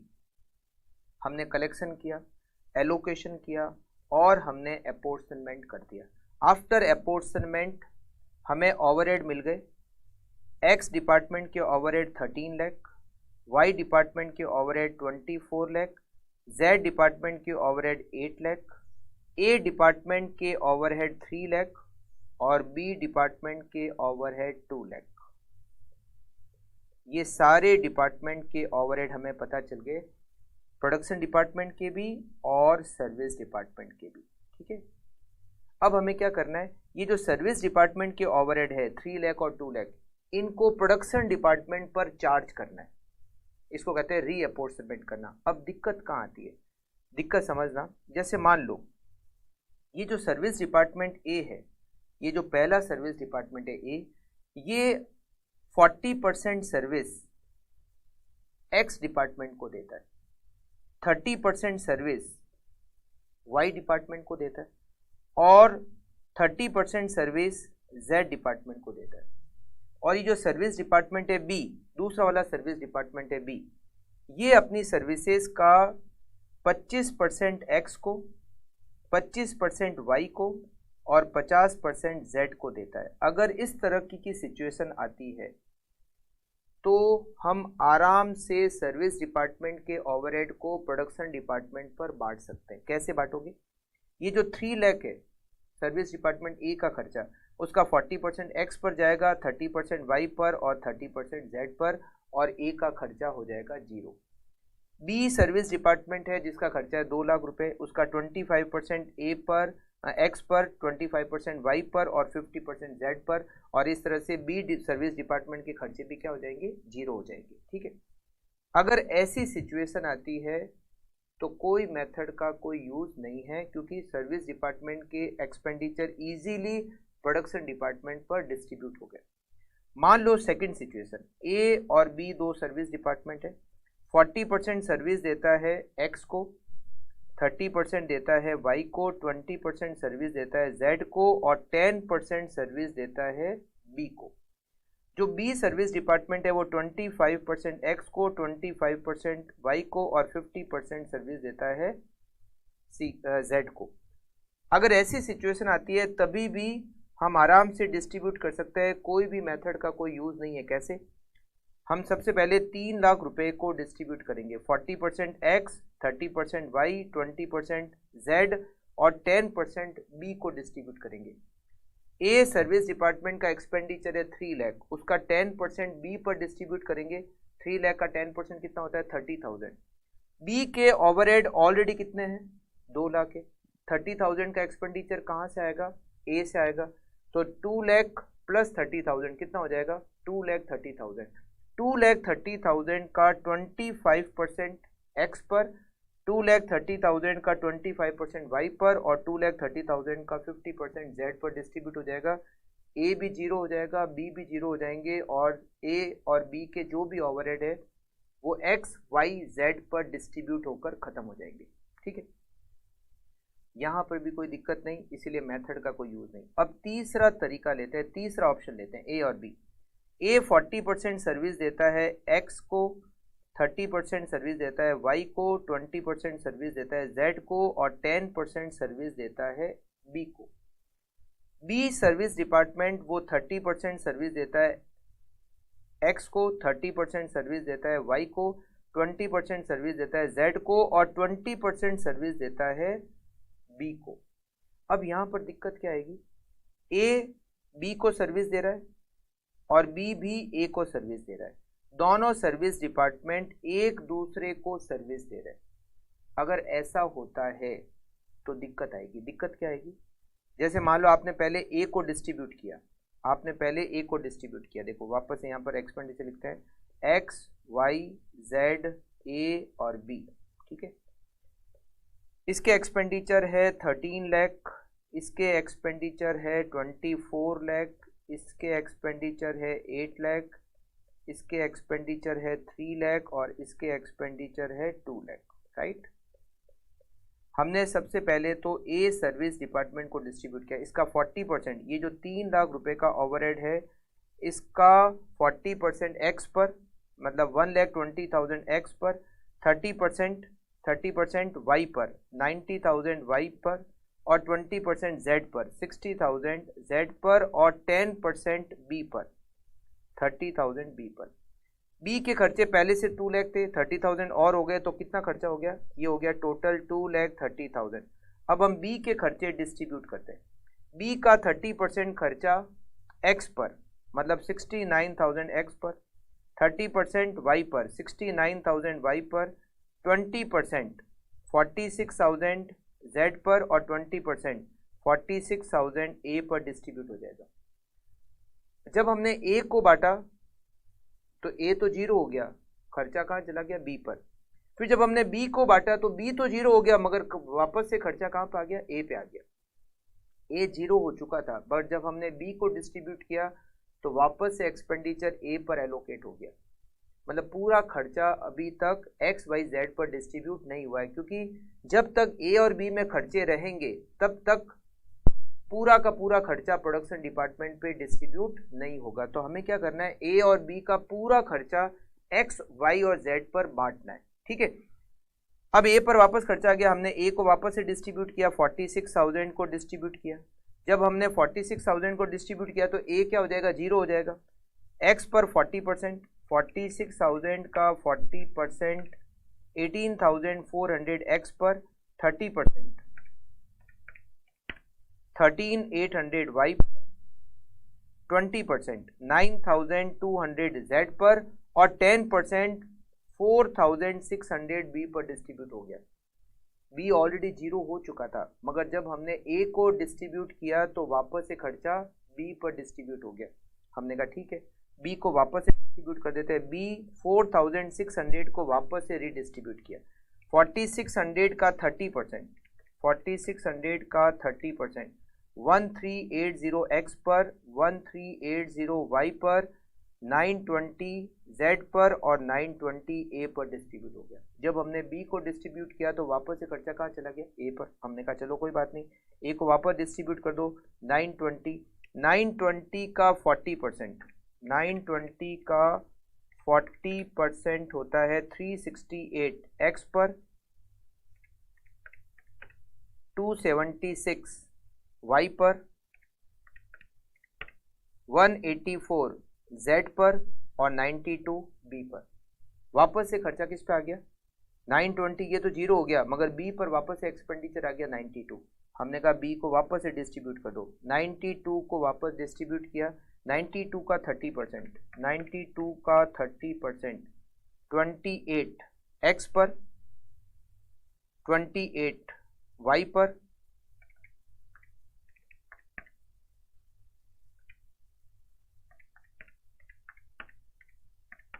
18 जेड पर, और 18 ए पर। वापस से खर्चा किस पे आ गया, ए पर आ गया। तो हमने वापस से ए को डिस्ट्रीब्यूट किया 18 को अगर डिस्ट्रीब्यूट करेंगे तो 30 30 20 20, ए को खर्चे को बांटे 40 30 20 10, तो 18 का 40% 7, 18 का 30% 5, 18 का 20% 4, और 3 रुपए किस पे आ गया, बी पर आ गया। वापस से खर्चा बी पर आ गया, तो बी को वापस डिस्ट्रीब्यूट करें। अब 1 रुपए बांट देते हैं, और यहाँ 0 हो गया। अब आप सोचो, सर्विस डिपार्टमेंट ए और बी का एक्सपेंडिचर 0 करने के लिए कितना स्टेप लेने पड़े। ए को बांटा, फिर बी को, A B A B A B A B, ऐसे करते करते धीरे धीरे जाके क्या हो गए, ए 0 हो गया और बी 0 हो गया, और सारे के सारे खर्चे कहाँ आ गए, सारे के सारे खर्चे आ गए एक्स वाई और जेड पर। ऐसी सिचुएशन में जिसमें एक सर्विस डिपार्टमेंट दूसरे सर्विस डिपार्टमेंट को सर्विस दे रहा है, और दूसरा सर्विस डिपार्टमेंट भी पहले वाले सर्विस डिपार्टमेंट को सर्विस दे रहा है, अगर ऐसा होता है, सर्विस डिपार्टमेंट आपस में एक दूसरे को सर्विस देते हैं, तो दिक्कत आती है बांटने में। जब हम रीअपोर्शनमेंट करेंगे तो दिक्कत आएगी। उस सिचुएशन में क्या करें, इस सिचुएशन में हमारे पास 4 मेथड है। एक मेथड जिसका नाम है रिपीटेड डिस्ट्रीब्यूशन मेथड। क्या नाम है, रिपीटेड डिस्ट्रीब्यूशन मेथड। ये अभी जो हमने किया, ये रिपीटेड डिस्ट्रीब्यूशन मेथड है। रिपीटेड डिस्ट्रीब्यूशन मेथड कहता है A B A B A B A B दोनों को बांटते जाओ बांटते जाओ बांटते जाओ, धीरे धीरे क्या हो जाएंगे, खत्म हो जाएंगे। ए का एक्सपेंडिचर जीरो हो जाएगा, बी का खर्चा भी जीरो हो जाएगा। जब तक जीरो नहीं होते तब तक आप बांटते जाओ। ये लंबा तरीका है और इस मेथड का नाम क्या है, इस मेथड का नाम है रिपीटेड डिस्ट्रीब्यूशन मेथड। ये पहला मेथड था रिपीटेड डिस्ट्रीब्यूशन मेथड, नाम से भी लग रहा है रिपीटेड डिस्ट्रीब्यूशन। आप कंटिन्यूसली रिपीटली आप उसको डिस्ट्रीब्यूट करते जाओ और धीरे धीरे क्या होगा, धीरे धीरे सर्विस डिपार्टमेंट के खर्चे हैं वो जीरो हो जाएंगे। दूसरा मेथड हम पढ़ते हैं simultaneous equation, simultaneous equation method. Simultaneous equation method और रिपीटेड डिस्ट्रीब्यूशन मेथड दोनों का आंसर तो सेम आएगा, बट करने का तरीका, बांटने का तरीका अलग है। ये कैसे बांटते हैं समझना, इसमें एक इक्वेशन बनती है। कैसे इक्वेशन बनती है समझना आप लोग। देखिए हम ये वाला कर रहे हैं, ठीक है, ये वाला मेथड काम ले रहे हैं और ये खर्चे हैं इनके, ठीक है, ये एक्सपेंडिचर है। साइमल्टेनियस इक्वेशन मेथड में क्या होती है, इक्वेशन बनती है। इक्वेशन को सॉल्व करके फिर हम करेक्ट ओवरहेड की वैल्यू निकालते हैं और फिर उस करेक्ट ओवरहेड की वैल्यू को प्रोडक्शन डिपार्टमेंट पे डिस्ट्रीब्यूट कर देते हैं। कैसे समझना, देखो दो डिपार्टमेंट है ए और बी, दो सर्विस डिपार्टमेंट ए और बी। ए के ओवरहेड कितने हैं 3 लाख, तो यहां लिखते हैं ए इक्वल्स टू 3 लाख प्लस ये जो बी सर्विस डिपार्टमेंट है बी, ये 20% सर्विसेज किसको देता है, ए को देता है। मतलब बी के खर्चे का 20% ए पर लगेगा, तो बी से 20% खर्चे ए में आएंगे, तो हम यहां लिख देते हैं 0.2 बी। ए के ऑलरेडी खर्चे हैं 3 लाख और बी के 20% खर्चे ए में आएंगे, है ना, तो हमने लिखा 0.2 बी। सेम इसी तरह से बी के खर्चे कितने, बी के एक्सपेंडिचर है 2 लाख, बी के एक्सपेंडिचर है 2 लाख रुपए प्लस ए अपने सर्विसेज का 10% किसको देता है, बी को देता है, तो बी में 10% खर्चे कहां से आएंगे, ए से आएंगे, 0.1 ए। ये इक्वेशन सॉल्व होगी। अगर इस इक्वेशन को सॉल्व करें, A equals to 3 lakh plus 0.2, 3 lakh plus 0.2, फिर ये जो बी लिखा है बी की जगह हम बी की वैल्यू लिख देते हैं, ये बी की वैल्यू है 2 lakh plus 0.1 A equals to 3 lakh plus 40,000 plus 0.02 A में से ये 0.02 माइनस करेंगे तो 0.98 A equals to 3,40,000, A equal to 3,40,000 divided by 0.98, 3,46,939, ये ए की वैल्यू आ गई। अब बी, अगर मुझे ए की वैल्यू पता चल गई तो अगर मैं सेकंड इक्वेशन में ए की वैल्यू को पुट करूं तो मुझे बी की वैल्यू भी आ जाएगी। बी की वैल्यू क्या है, 2 लाख प्लस 0.1 ए की वैल्यू मैंने क्या निकाली 346,939, इसको 0.1 से मल्टीप्लाई करेंगे तो आएगा 3,4,694 प्लस 2 लाख, तो ये हो जाएगा 2,34,694। ये बी की वैल्यू आ गई, ए की वैल्यू भी आ गई, बी की वैल्यू भी आ गई। अब हम ओवरहेड चार्ज करते हैं। 3 सर्विस डिपार्टमेंट है एक्स वाई, 3 प्रोडक्शन डिपार्टमेंट है एक्स वाई जेड। इनके ओवरहेड पहले से कितने हैं, इनके ओवरहेड पहले से है 13 लाख, 24 लाख और 8 लाख। 13 लाख, 24 लाख और 8 लाख, ये पहले से ओवरहेड है। अब हम ए के ओवरहेड को बांटते हैं। ए की हमने इक्वेशन से वैल्यू कितनी निकाली, 346,939, 346,939 हमने वैल्यू निकाली। इसका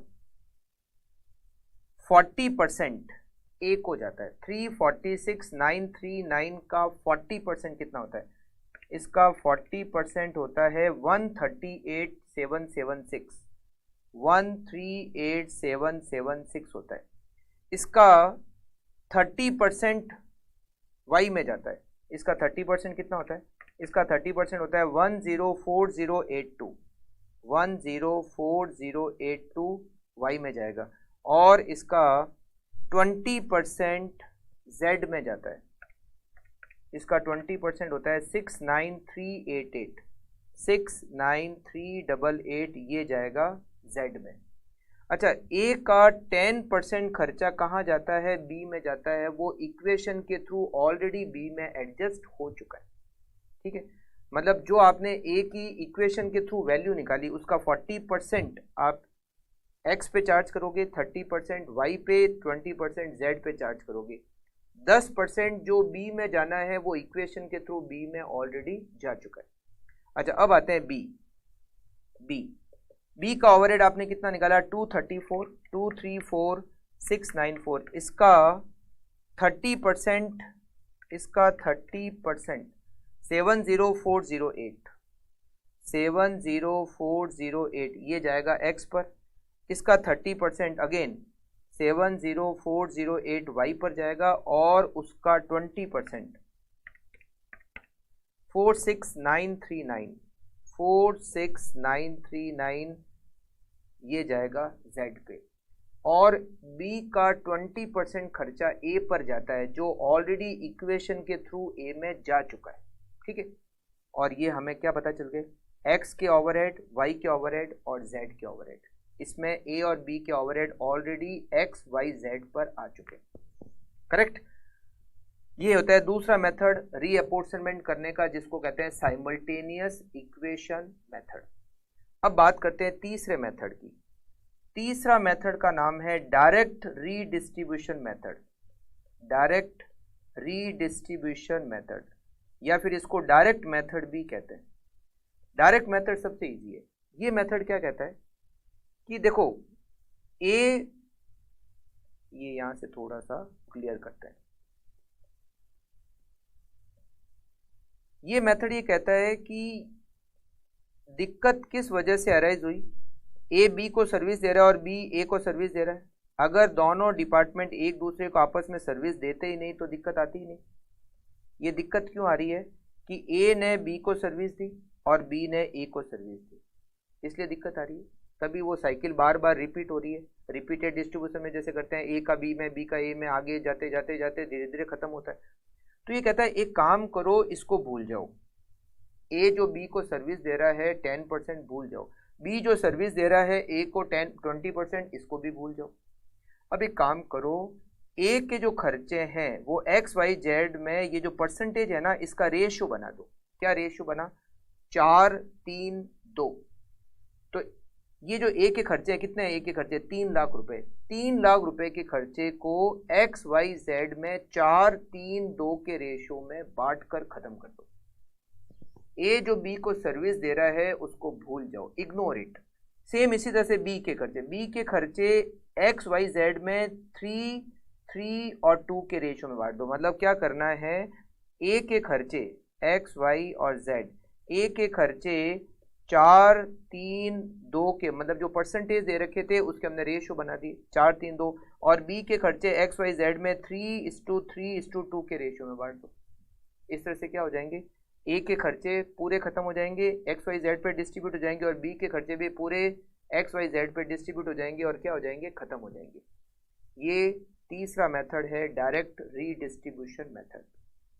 चौथा मेथड एक और है, उसका नाम है step ladder method. Step ladder method, step ladder method क्या कहता है, स्टेप लेडर मेथड ये कहता है कि जैसे मान लो हमने अभी क्या किया डायरेक्ट मेथड में, डायरेक्ट मेथड क्या था, ए बी सी एक्स और Y, sorry X Y Z, X Y Z A और बी, ठीक है।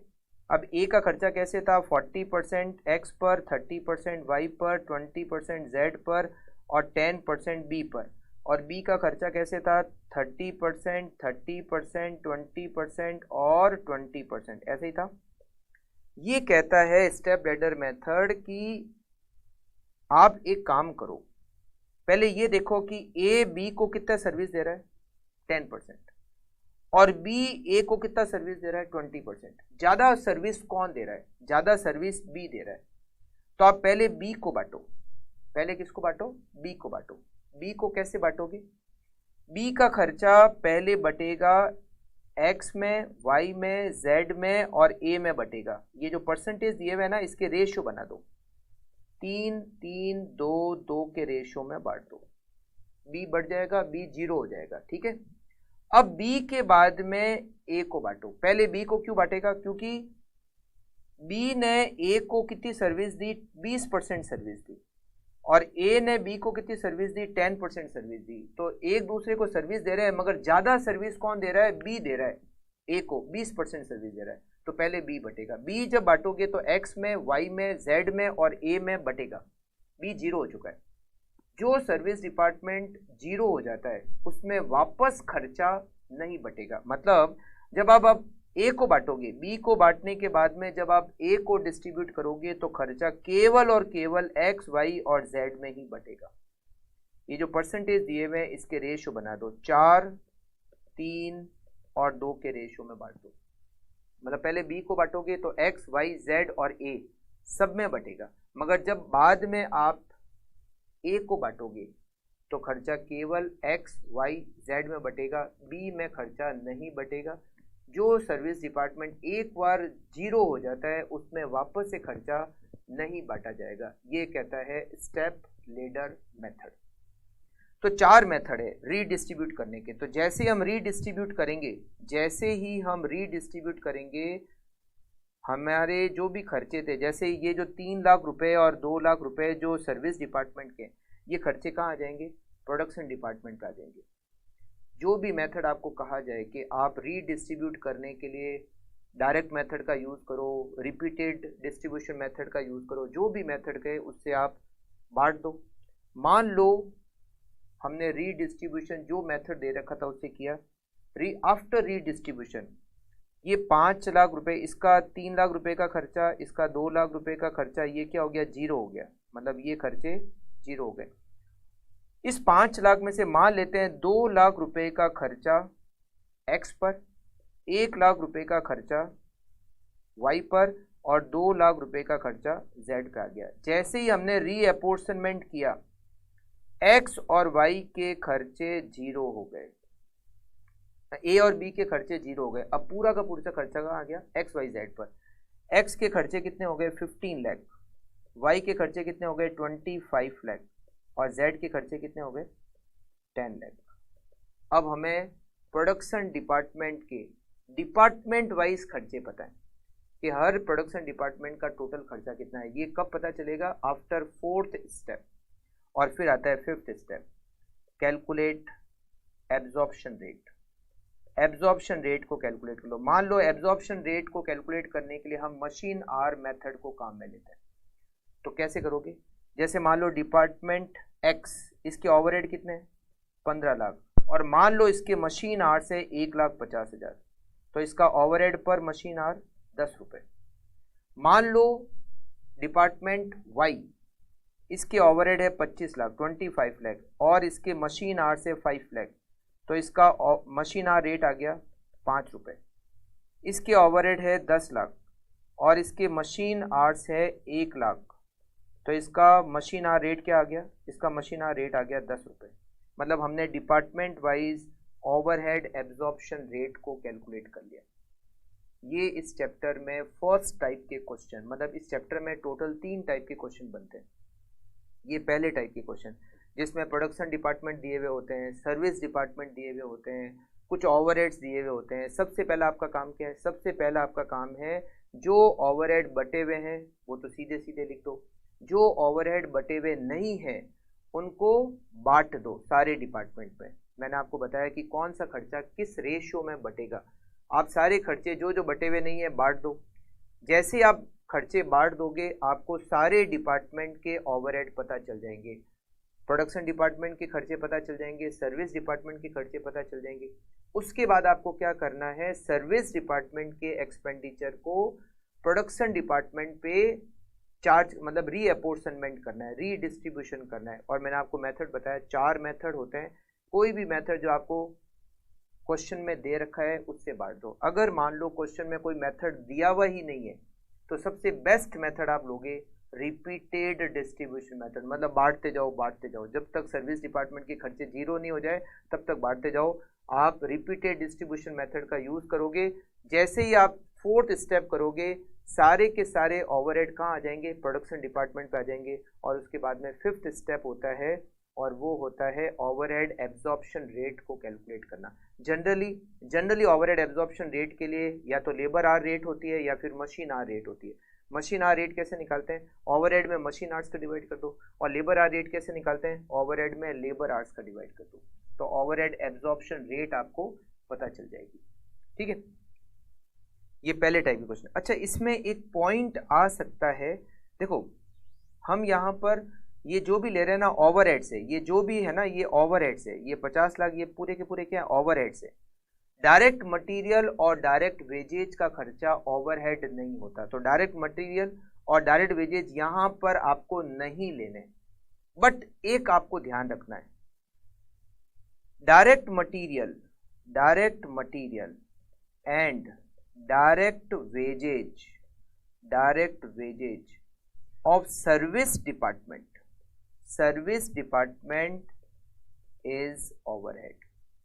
प्रोडक्शन डिपार्टमेंट का डायरेक्ट मटेरियल कॉस्ट आपको नहीं लेना है, डायरेक्ट वेजेज कॉस्ट भी नहीं लेना है। मगर सर्विस डिपार्टमेंट में अगर आपको डायरेक्ट मटेरियल दे रखा है, सर्विस डिपार्टमेंट में अगर आपको डायरेक्ट वेजेज दे रखी है, तो उसको तो ओवरहेड में लेना है। Direct material and direct wages of service department is overhead, हमें उसको ओवरहेड में लेना है, ये ध्यान रखना है। ये आपके पहले टाइप के क्वेश्चन बन गए, डिपार्टमेंट वाइज रेट निकालना। अब बात करते हैं सेकंड टाइप के क्वेश्चन की। सेकंड टाइप के क्वेश्चन कैसे होंगे, थोड़े इजी हैं। उसमें हमें मशीन आवर रेट निकालनी होती है। आपको एक मशीन की डिटेल दे रखी होती है, एक पर्टिकुलर मशीन की डिटेल दे रखी होती है, उसके ओवरहेड्स निकाल लो, उस मशीन का रेंट, रिपेयर और मेंटेनेंस कॉस्ट, पावर की कॉस्ट, सब कुछ दे रखा होता है, डिटेल से निकाल लो। और उसके बाद में वो मशीन कितने घंटे चलेगी उसका डिवाइड कर दो, तो आपको उस मशीन का ओवरहेड पर आर पता चल जाएगा।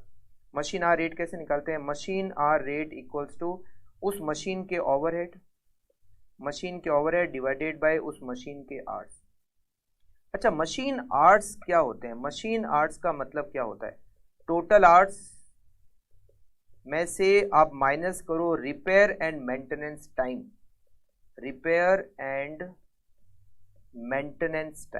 रिपेयर और मेंटेनेंस टाइम को माइनस कर दो। अगर आइडल टाइम दे रखा है तो उसको भी माइनस कर दो, आइडल टाइम दे रखा है तो उसको भी माइनस कर दो। ये आएंगे आपके मशीन आवर्स। इसमें दो पार्ट होते हैं, एक होता है सेटअप टाइम, एक होता है रनिंग टाइम। ये सेटअप टाइम और एक होता है रनिंग टाइम। मतलब जैसे फॉर एग्जांपल आपको दे रखा है कि टोटल आवर्स हमारे पास हैं 1000, मान लो मैं ऐसे दे रखा है टोटल आवर्स 1000 है, उसमें 100 घंटे रिपेयर का टाइम है, 100 आवर्स इज रिपेयर टाइम, तो उसको तो हटा दो। मान लो दिया हुआ है कि उसमें 20 घंटे आइडल टाइम है, उसको भी हटा दो, तो पीछे कितने बचे 880 आवर्स। फिर दिया हुआ है कि 880 में 80 आवर्स सेटअप का टाइम है, सेटअप में टाइम लगेगा 80 आवर्स का, और बाकी जो है वो रनिंग टाइम है। रनिंग टाइम मतलब जिस टाइम पे प्रोडक्शन होगा उस टाइम को हम क्या कहते हैं, रनिंग टाइम। ये हो गए 800 आवर्स। तो जब हम मशीन आवर रेट निकालते हैं तो टोटल ओवरहेड में मशीन आवर्स का डिवाइड करते हैं। तो मशीन आवर्स का मतलब क्या, 880 या केवल 800? ये सेटअप टाइम को क्या मशीन आवर्स में इंक्लूड करते हैं या नहीं करते, इसके लिए दो कॉन्सेप्ट होते हैं।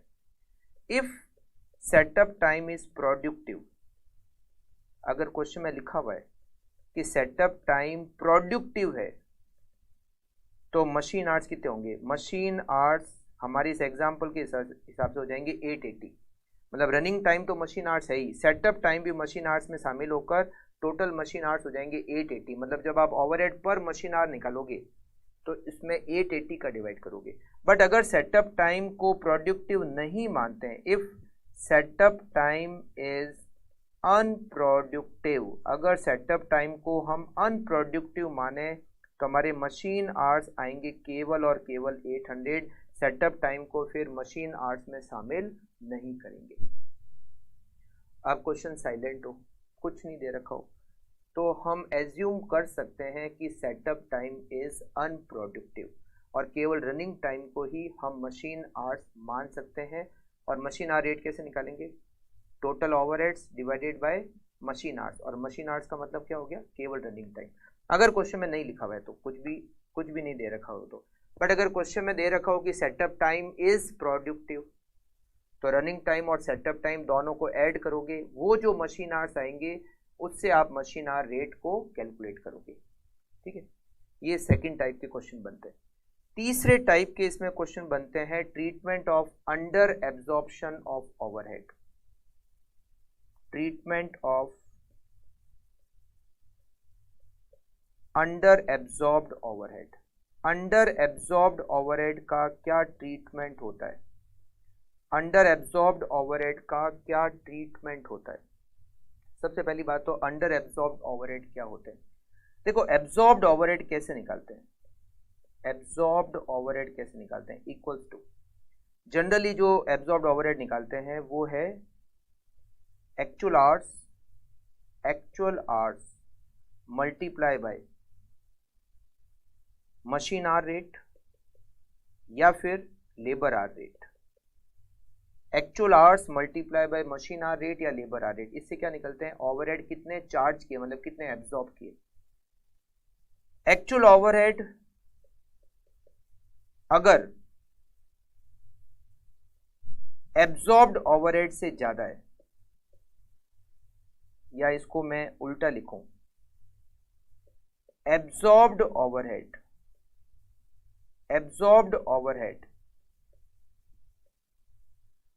अगर एक्चुअल ओवरहेड से कम है, अगर एब्जॉर्ब्ड ओवरहेड एक्चुअल ओवरहेड से कम है, तो हम इसको कहते हैं अंडर एब्जॉर्ब्ड ओवरहेड।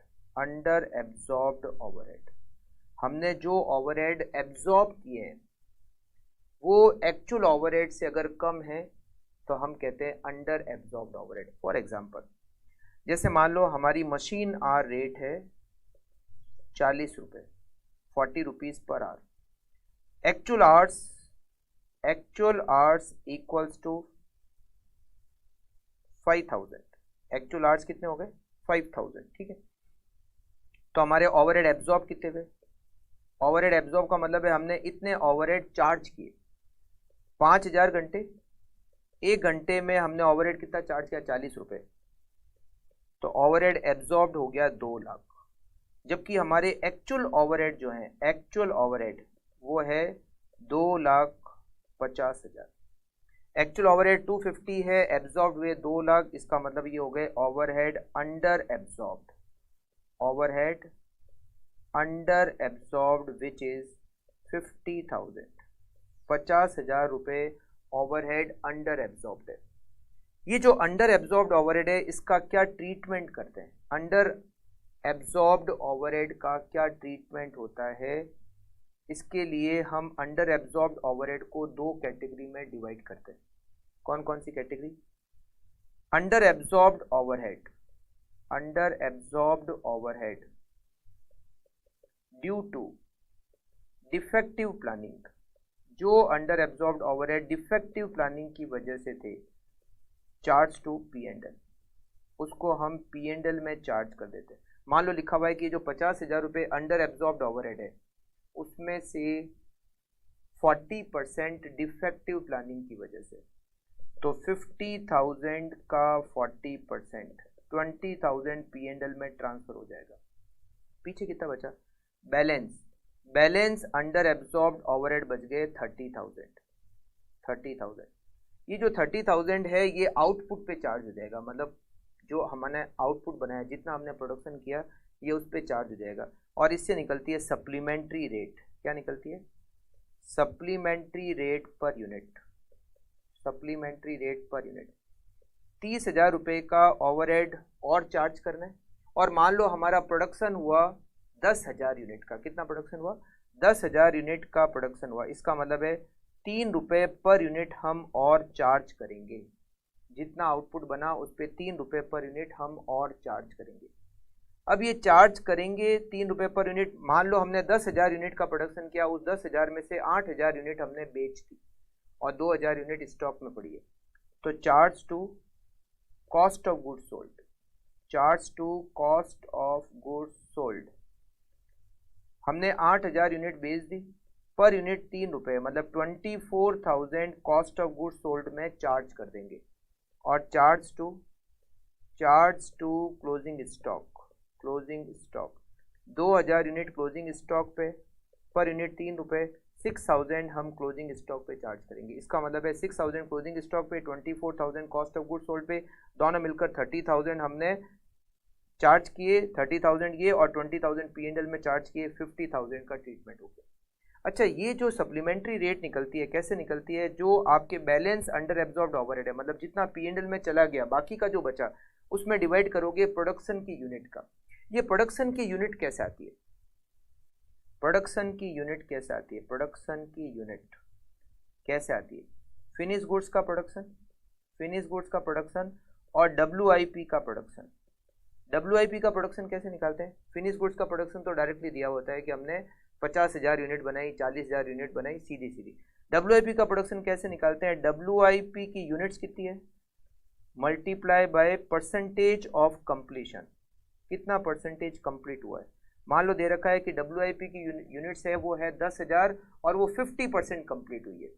इसका मतलब क्या हुआ? 10,000 50% कंप्लीट है तो इक्वल टू 5,000 यूनिट। अच्छा, फिनिश गुड्स का प्रोडक्शन जैसे दे रखा है 25,000 यूनिट मान लो, और WIP की यूनिट दे रखी है 10,000 मगर वो 50% कंप्लीट है तो 5,000 यूनिट के बराबर हो गया। तो प्रोडक्शन कितना हो गया? 30,000।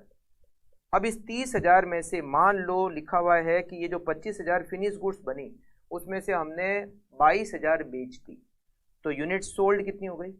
यूनिट सोल्ड हो गई 22,000। तो फिनिश गुड्स बनी 25,000, 22,000 बेच दी, तो फिनिश गुड्स का स्टॉक हो गया 3,000 यूनिट का। और ये जो 5,000 यूनिट WIP है ये तो स्टॉक में है ही, WIP स्टॉक ये हो गई 5,000 यूनिट। तो स्टॉक दो तरह के हो सकते हैं, WIP का स्टॉक और फिनिश गुड्स का स्टॉक। और तो ये जो बैलेंस जो हम चार्ज करते हैं अंडर एब्जॉर्ब्ड ओवरहेड, इस एग्जांपल में अगर मैं इस एग्जांपल की बात करूं तो यहाँ पर प्रोडक्शन की यूनिट कितनी है? प्रोडक्शन की यूनिट है 30,000। तो यहाँ पर जब हम सप्लीमेंट्री रेट निकालेंगे तो यहाँ पर डिवाइड किसका करेंगे? 30,000 का डिवाइड करेंगे। 30,000 अंडर एब्जॉर्ब्ड ओवरहेड 30,000 यूनिट पे चार्ज करेंगे, मतलब 1 रुपये पर यूनिट चार्ज करेंगे। अब हम कॉस्ट ऑफ गुड्स सोल्ड में कितना चार्ज करेंगे? कितनी यूनिट हमने बेच दी? हमने 22,000 यूनिट बेच दी, तो 22,000 यूनिट बेची है तो हम यहाँ लिखेंगे 22,000 इंटू 1 रुपये, 22,000 कॉस्ट ऑफ गुड्स सोल्ड में चार्ज करेंगे। फिर हम चार्ज करेंगे charge to finish goods stock. दो तरह के स्टॉक है, फिनिश गुड्स का स्टॉक और एक WIP का स्टॉक। फिनिश गुड्स का स्टॉक कितना है? 3,000 यूनिट इंटू 1, 3,000 रुपये फिनिश गुड्स के स्टॉक पे चार्ज करेंगे। और charge to WIP stock, WIP का स्टॉक है 5,000 यूनिट। वैसे तो WIP का स्टॉक 10,000 है बट वो 50% कंप्लीट है, so it is equal to 5,000 unit. तो 5,000 इंटू 1, 5,000 रुपये हम WIP स्टॉक पे चार्ज करेंगे। तो 22,000 कॉस्ट ऑफ गुड्स सोल्ड पे, 3,000 फिनिश गुड्स स्टॉक पे, WIP स्टॉक पे 5,000, 5 + 3 8 + 22, ये हमारा 30,000 का ट्रीटमेंट हो गया। तो जो भी अंडर एब्जॉर्ब्ड ओवरहेड है अगर वो एक्चुअल ओवरहेड से कम है तो हम बाकी उसको कहते हैं अंडर एब्जॉर्ब्ड ओवरहेड। अगर एब्जॉर्ब्ड ओवरहेड एक्चुअल ओवरहेड से ज़्यादा है तो हम उसको कहते हैं ओवर एब्जॉर्ब्ड ओवरहेड। अच्छा, ओवर एब्जॉर्ब्ड ओवरहेड अगर होते हैं तो उसका एक ही ट्रीटमेंट होता है, it is transfer to profit and loss account, costing P&L account में हम उसको ट्रांसफर कर देते हैं। अंडर एब्जॉर्ब्ड ओवरहेड का ट्रीटमेंट क्या होता है? अंडर एब्जॉर्ब्ड ओवरहेड के ट्रीटमेंट को हम ये देखते हैं कि कितना डिफेक्टिव प्लानिंग की वजह से था, उसको P&L में ट्रांसफर कर देते हैं, और बाकी का जो अंडर एब्जॉर्ब्ड ओवरहेड है वो हम आउटपुट पर चार्ज कर देते हैं। अच्छा, क्वेश्चन ऐसे क्वेश्चन में एक पॉइंट और आता है बहुत बार। क्या पॉइंट आ सकता है? जैसे मान लो हमें एक्चुअल ओवरहेड दिए हुए हैं क्वेश्चन में, एक्चुअल ओवरहेड दे रखे हैं 5 लाख, फिर इसमें बहुत सारे ऐसे खर्चे जुड़े हुए होते हैं, जैसे मान लो लिखा हुआ है कि ये जो 5 लाख रुपए एक्चुअल ओवरहेड है इसमें लेबर को अवार्ड दिया वो उसमें शामिल है। लेबर को अवार्ड देना ओवरहेड नहीं होता, तो हम क्या करेंगे? उसको एक्चुअल ओवरहेड में से हटा देंगे, माइनस कर देंगे। मान लो जैसे दिया हुआ है कि जो एक्चुअल ओवरहेड है उसमें पिछले साल का ओवरहेड शामिल है, तो पिछले साल का जो ओवरहेड उसमें शामिल है उसको भी एक्चुअल ओवरहेड में से आपको माइनस कर देना है। मान लो उसमें लिखा हुआ है कि कोई ऑब्सोल्यूट स्टोर है, वो भी एक्चुअल ओवरहेड में शामिल है, उसको भी आप क्या करोगे, एक्चुअल ओवरहेड में से हटा दोगे और करेक्ट एक्चुअल ओवरहेड आप कैलकुलेट करोगे। एक्चुअल ओवरहेड जितना एब्जॉर्ब्ड से ज़्यादा है वो आपका अंडर एब्जॉर्ब हो जाएगा और फिर अंडर एब्जॉर्ब का आपको क्या करना है, ट्रीटमेंट करना है। अच्छा, बहुत बार क्वेश्चन में ऐसा भी होता है कि ये जो मशीन आर रेट है जो मैंने यहाँ लिखी है, बहुत बार क्वेश्चन में ये दी हुई नहीं होती। तो देखो ओवरहेड एब्जॉर्ब कैसे निकालते हैं, actual hours multiply by machine hour rate. अगर ये मशीन आर रेट क्वेश्चन में नहीं दे रखी है, या तो मशीन आर रेट होगी या लेबर आर रेट होगी। अगर वो रेट क्वेश्चन में नहीं दे रखी है तो आपको दो इन्फॉर्मेशन दे रखी होगी। क्या इन्फॉर्मेशन दे रखा होगा, एक आपको दे रखा होगा बजटेड ओवरहेड और एक आपको दे रखे होंगे बजटेड आवर्स। तो आप रेट निकाल लो। मान लो बजटेड ओवरहेड दे रखे हैं सपोज 10 लाख और बजटेड आवर्स दे रखे हैं मान लो 20,000, तो आप रेट निकाल सकते हो। 10 lakh budgeted overhead divided bye budgeted hours 20,000, तो रेट हो गई 50 रुपीज़ पर आवर। तो हो सकता है क्वेश्चन में ओवरहेड रेट पर आवर नहीं दे रखी हो, वो भी निकालनी पड़ सकती है। एक्चुअल ओवरहेड में कुछ एडजस्टमेंट करने पड़ सकते हैं। तो ओवरहेड पहले तो आपको रेट निकालनी है, एक्चुअल ओवरहेड सही पता करने हैं, फिर आपको अंडर एब्जॉर्ब्ड ओवरहेड निकालना है और फिर अंडर एब्जॉर्ब्ड ओवरहेड का आपको ट्रीटमेंट करना है। करेक्ट। चैप्टर बहुत अच्छा चैप्टर है ओवरहेड का चैप्टर। 3 टाइप के क्वेश्चन आते हैं डिपार्टमेंट वाइज, फिर दूसरा आता है मशीन आर रेट पता करना, और तीसरा आता है treatment of under absorbed and over absorbed overhead, जिसमें ओवर एब्जॉर्ब्ड ओवरहेड जनरली नहीं आता। जनरली जो क्वेश्चन आता है वो अंडर एब्जॉर्ब्ड ओवरहेड का आता है। ठीक है, चलिए एक और चैप्टर हमारा है और वो चैप्टर है आपका activity based costing. Activity based costing.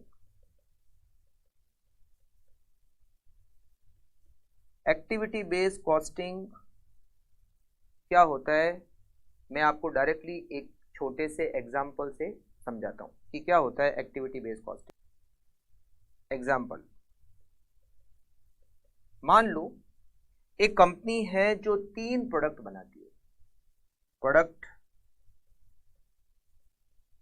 ए, प्रोडक्ट बी और product C. Units, product A की यूनिट्स है 1000, बी की यूनिट है 500, सी की यूनिट है 300, total 1800। Machine arts,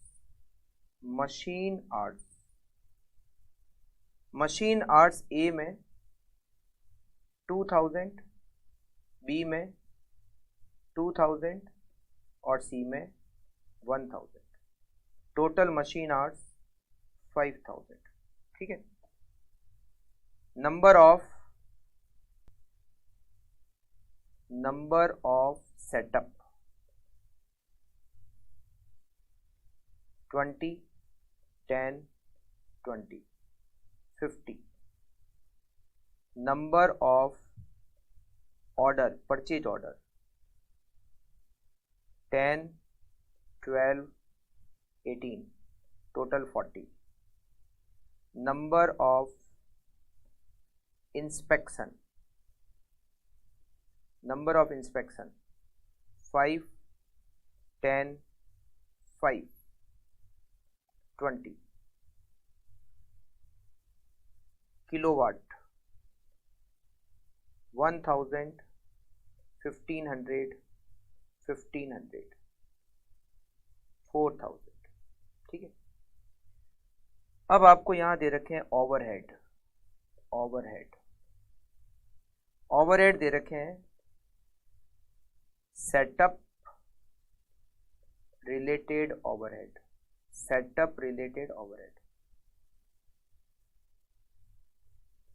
order processing related overhead, inspection quality inspection related overhead, quality inspection related overhead, power cost power cost. Overhead setup related overhead दे रखे हैं 2 lakh. Quality order processing related overhead दे रखे हैं 1 lakh. Quality inspection related overhead दे रखे हैं 50,000 और पावर कॉस्ट दे रखी है 1 लाख। टोटल एक्सपेंडिचर हमें दे रखा है 4,50,000। ठीक है, ये जो ओवरहेड है 4.5 लाख के, ये तीनों प्रोडक्ट पर चार्ज करने हैं, ए पर, बी पर, सी पर। अब कैसे चार्ज करें, इसके 2 तरीके। एक तरीका तो है एब्जॉर्प्शन कॉस्टिंग मेथड, या फिर इसको कह सकते हैं ट्रेडिशनल मेथड। क्या होता है एब्जॉर्प्शन कॉस्टिंग मेथड में और क्या करेंगे एक्टिविटी बेस्ड कॉस्टिंग में? एब्जॉर्प्शन कॉस्टिंग में कैसे करते हैं? एब्जॉर्प्शन कॉस्टिंग कहता है सबसे अच्छा तरीका क्या है, मशीन आवर्स या लेबर आवर्स, दोनों अच्छे तरीके, या तो मशीन आवर्स या लेबर आवर्स। या हमें क्वेश्चन में मशीन आवर्स दिए हुए, ठीक है। ये कहता है टोटल ओवरहेड्स कितने हैं, 4.5 लाख। आप मशीन आवर रेट निकालो, मशीन आवर रेट मतलब ओवरहेड पर मशीन आवर। टोटल ओवरहेड्स कितने हैं, 4.5 लाख के। और टोटल मशीन आवर्स कितने हैं, टोटल मशीन आवर्स है 5,000। 5,000 मशीन आवर से इसका डिवाइड करो तो ओवरहेड पर मशीन आवर कितना आ गया, 90 रुपये। ओवरहेड पर मशीन आवर कितना आ गया, 90 रुपीज। अब हमें ओवरहेड चार्ज करने हैं, ओवरहेड चार्ज टू प्रोडक्ट। अब हम ओवरहेड प्रोडक्ट पे चार्ज करेंगे। कैसे चार्ज करेंगे, 3 प्रोडक्ट है A B C. Overhead charge करेंगे जितने मशीन आवर्स है मल्टीप्लाई बाय हमने 1 घंटे की रेट निकाली है 90 रुपये। प्रोडक्ट ए पर मशीन आवर्स कितने हैं, 2000। 2000 इंटू 90, 1,80,000 का ओवरहेड ए पर चार्ज करेंगे। प्रोडक्ट बी में मशीन आवर्स कितने हैं, 2000। 2000 इंटू 90, 1,80,000 का ओवरहेड बी पर चार्ज करेंगे। और 1000 इंटू 90, 90,000 का ओवरहेड सी पर चार्ज करेंगे। हो गया, ओवरहेड ए पर 180 चार्ज किया, बी पर 180 चार्ज किया और सी पर 90,000 चार्ज किया। और ये तीनों की टोटल करोगे तो 4.5 लाख रुपए हो गए। मतलब इन तीनों की टोटल मिला के 4.5 लाख होती है, 4,50,000 होती है। ये मेथड है ट्रेडिशनल मेथड, मतलब हमने जो पिछला चैप्टर पढ़ा absorption costing method, overhead chapter. अब एक्टिविटी बेस्ड कॉस्टिंग में क्या करते हैं, एक्टिविटी बेस्ड कॉस्टिंग कहता है हमारे ये ओवरहेड जो है ना, ये 4 अलग अलग एक्टिविटीज के में बटे हुए। हर एक्टिविटी, जैसे यहां पर टोटल ओवरहेड है 4.5 लाख, इसमें 4 ये जो डिस्ट्रीब्यूट कर रखे, ये आपको क्वेश्चन में डिस्ट्रीब्यूट करे हुए होंगे। 4 ओवरहेड है, 4 तरीके से ओवरहेड को डिस्ट्रीब्यूट किया हुआ है। सेटअप से related overhead, order processing related overhead, quality inspection related overhead और पावर कॉस्ट रिलेटेड ओवरहेड। ठीक है, ये जो सेटअप रिलेटेड ओवरहेड है ना, ये नंबर ऑफ सेटअप से रिलेट करता है। किससे रिलेट करता है, नंबर ऑफ सेटअप से। ये जो ऑर्डर प्रोसेसिंग रिलेटेड ओवरहेड है, ये नंबर ऑफ ऑर्डर से रिलेट करता है। मतलब ये जो सेटअप रिलेटेड ओवरहेड है, इसका ड्राइवर है number of setup. Her activity का एक ड्राइवर होता है। ड्राइवर का मतलब है वो खर्चा किस बेस पर चलता है। जैसे पेट्रोल का खर्चा किलोमीटर के हिसाब से लगता है, तो पेट्रोल के खर्चे का ड्राइवर कौन है, किलोमीटर। मतलब जितने किलोमीटर गाड़ी चलेगी उतना पेट्रोल का खर्चा आएगा। गाड़ी ज़्यादा चलेगी, ज़्यादा किलोमीटर, ज़्यादा पेट्रोल का खर्चा। कम किलोमीटर गाड़ी चलेगी तो कम पेट्रोल का खर्चा आएगा। तो पेट्रोल के खर्चे का ड्राइवर कौन है, किलोमीटर, है ना। सेम इसी तरह से ये जो सेटअप से रिलेटेड ओवरहेड है, इसका ड्राइवर कौन है, नंबर ऑफ सेटअप। तो एक काम करते हैं, हर एक्टिविटी के ड्राइवर की रेट निकालती है। Activity driver rate, activity driver rate निकालते हैं। मतलब कैसे, पहली एक्टिविटी है सेटअप रिलेटेड, सेटअप, इसका खर्चा कितना है, सेटअप रिलेटेड ओवरहेड पर सेटअप। इसका ड्राइवर कौन है, नंबर ऑफ सेटअप। तो सेटअप रिलेटेड ओवरहेड कितना है, 2 लाख। और नंबर ऑफ सेटअप टोटल कितने हैं, 50। 2 लाख रुपए सेटअप रिलेटेड ओवरहेड और नंबर ऑफ सेटअप है 50। 2 लाख में 50 का डिवाइड करो, 4,000 रुपए का खर्चा आता है सेटअप रिलेटेड ओवरहेड पर सेटअप। दूसरा खर्चा कौन सा है, ऑर्डर प्रोसेसिंग रिलेटेड ओवरहेड पर ऑर्डर। ऑर्डर प्रोसेसिंग जो रिलेटेड ओवरहेड है इसका ड्राइवर है number of order. Quality inspection related overhead इसका ड्राइवर है नंबर ऑफ इंस्पेक्शन। और पावर कॉस्ट इसका ड्राइवर है किलोवाट। मतलब ये खर्चा किससे चलता है, मतलब अगर किलोवाट चेंज होंगे तो खर्चा भी चेंज हो जाएगा, नंबर ऑफ इंस्पेक्शन चेंज होंगे तो क्वालिटी इंस्पेक्शन का खर्चा भी क्या होगा, चेंज हो जाएगा। तो यहाँ पर ऑर्डर प्रोसेसिंग रिलेटेड ओवरहेड है कितने, 1 लाख, 1 लाख ओवरहेड है। और नंबर ऑफ ऑर्डर टोटल है कितने, नंबर ऑफ ऑर्डर टोटल है 40। 1 लाख में मैंने 40 का डिवाइड किया, ये आ गया 2500 रुपये। फिर तीसरा खर्चा है मेरा quality inspection. Quality inspection overhead पर इंस्पेक्शन, पर इंस्पेक्शन। क्वालिटी इंस्पेक्शन ओवरहेड है 50,000 और नंबर ऑफ इंस्पेक्शन कितने हैं, 20। 50,000 डिवाइडेड बाय 20 इक्वल टू 2,500, 2,500। फिर लास्ट खर्चा है पावर, पावर पर किलोवाट, पावर कॉस्ट पर kilowatt. 1 lakh divided by number of kilowatt कितने, 4,000। 1 lakh divided by 4,000, 1 lakh divided by 4,000, rate आ गई 25 रुपये पर किलोवाट, पर किलोवाट। आपने 4 एक्टिविटी सबके ड्राइवर की रेट निकाल दी। अब हम ओवरहेड चार्ज करते हैं ABC पर। कैसे चार्ज करेंगे, सबसे पहला खर्चा setup related overhead, setup related overhead. कैसे चार्ज करोगे, सेटअप रिलेटेड ओवरहेड पर सेटअप 4,000 लगते हैं। अब ए में सेटअप कितने हुए, 20, तो 20 इंटू 4,000, 80,000 का खर्चा ए पर चार्ज होगा। बी में नंबर ऑफ सेटअप कितने हुए, 10, 10 इंटू 4,000, 40,000। सी में सेटअप कितने हैं, सी में सेटअप है 20, 20 इंटू 4,000, 80,000। ये हमने सेटअप रिलेटेड ओवरहेड खर्चा चार्ज कर दिया। फिर order processing related overhead, order processing related overhead, इसकी हमने ड्राइवर की रेट निकाली पर परचेज ऑर्डर 2,500। तो यहाँ नंबर ऑफ ऑर्डर कितने हैं, ए में 10, 10 इंटू 2,500, 25,000। बी में नंबर ऑफ ऑर्डर कितने हैं, 12, 12 इंटू 2,500, ये होता है 30,000। और सी में नंबर ऑफ ऑर्डर है 18, 18 इंटू 2,500 इक्वल्स टू 45,000, 45,000। फिर तीसरा खर्चा है हमारा quality inspection overhead, quality inspection overhead. ये कैसे करेंगे, क्वालिटी इंस्पेक्शन ओवरहेड पर इंस्पेक्शन 2,500 पर इंस्पेक्शन। तो यहाँ 5 इंस्पेक्शन हुए, 5 इंटू 2,500, 12,500। यहाँ कितने हुए सेकंड में, 10 इंटू 2,500, 25,000। और तीसरे में कितने हुए, तीसरे में 5 इंटू 2,500, 12,500। फिर पावर की कॉस्ट, पावर की कॉस्ट, पावर की कॉस्ट पर किलोवाट 25 रुपये। तो पहले में 1,000 इंटू 25, 25,000। दूसरे में 1,500 इंटू 25, 37,500। और तीसरे में 1,500 इंटू 25, 37,500। ओवरहेड हमने 400 किया है, मगर अलग अलग खर्चे को अलग अलग तरीके से चार्ज किया है। जबकि ट्रेडिशनल मेथड में क्या था, सब खर्चे को चार्ज करने का एक ही तरीका था, machine hours. Machine hour rate निकाली, फिर जिस प्रोडक्ट पे जितने मशीन आवर्स लगे उतना हमने ओवरहेड चार्ज कर दिया। या फिर मशीन आवर्स या फिर लेबर आवर्स, उसमें लेबर आवर रेट निकालो और फिर जिस प्रोडक्ट पर जितने लेबर आवर्स यूज हुए मल्टीप्लाई बाय वो रेट से करोगे तो ओवरहेड चार्ज हो जाएंगे। जबकि इसमें पूरे खर्चे को अलग अलग एक्टिविटीज़ में बांटना होता है।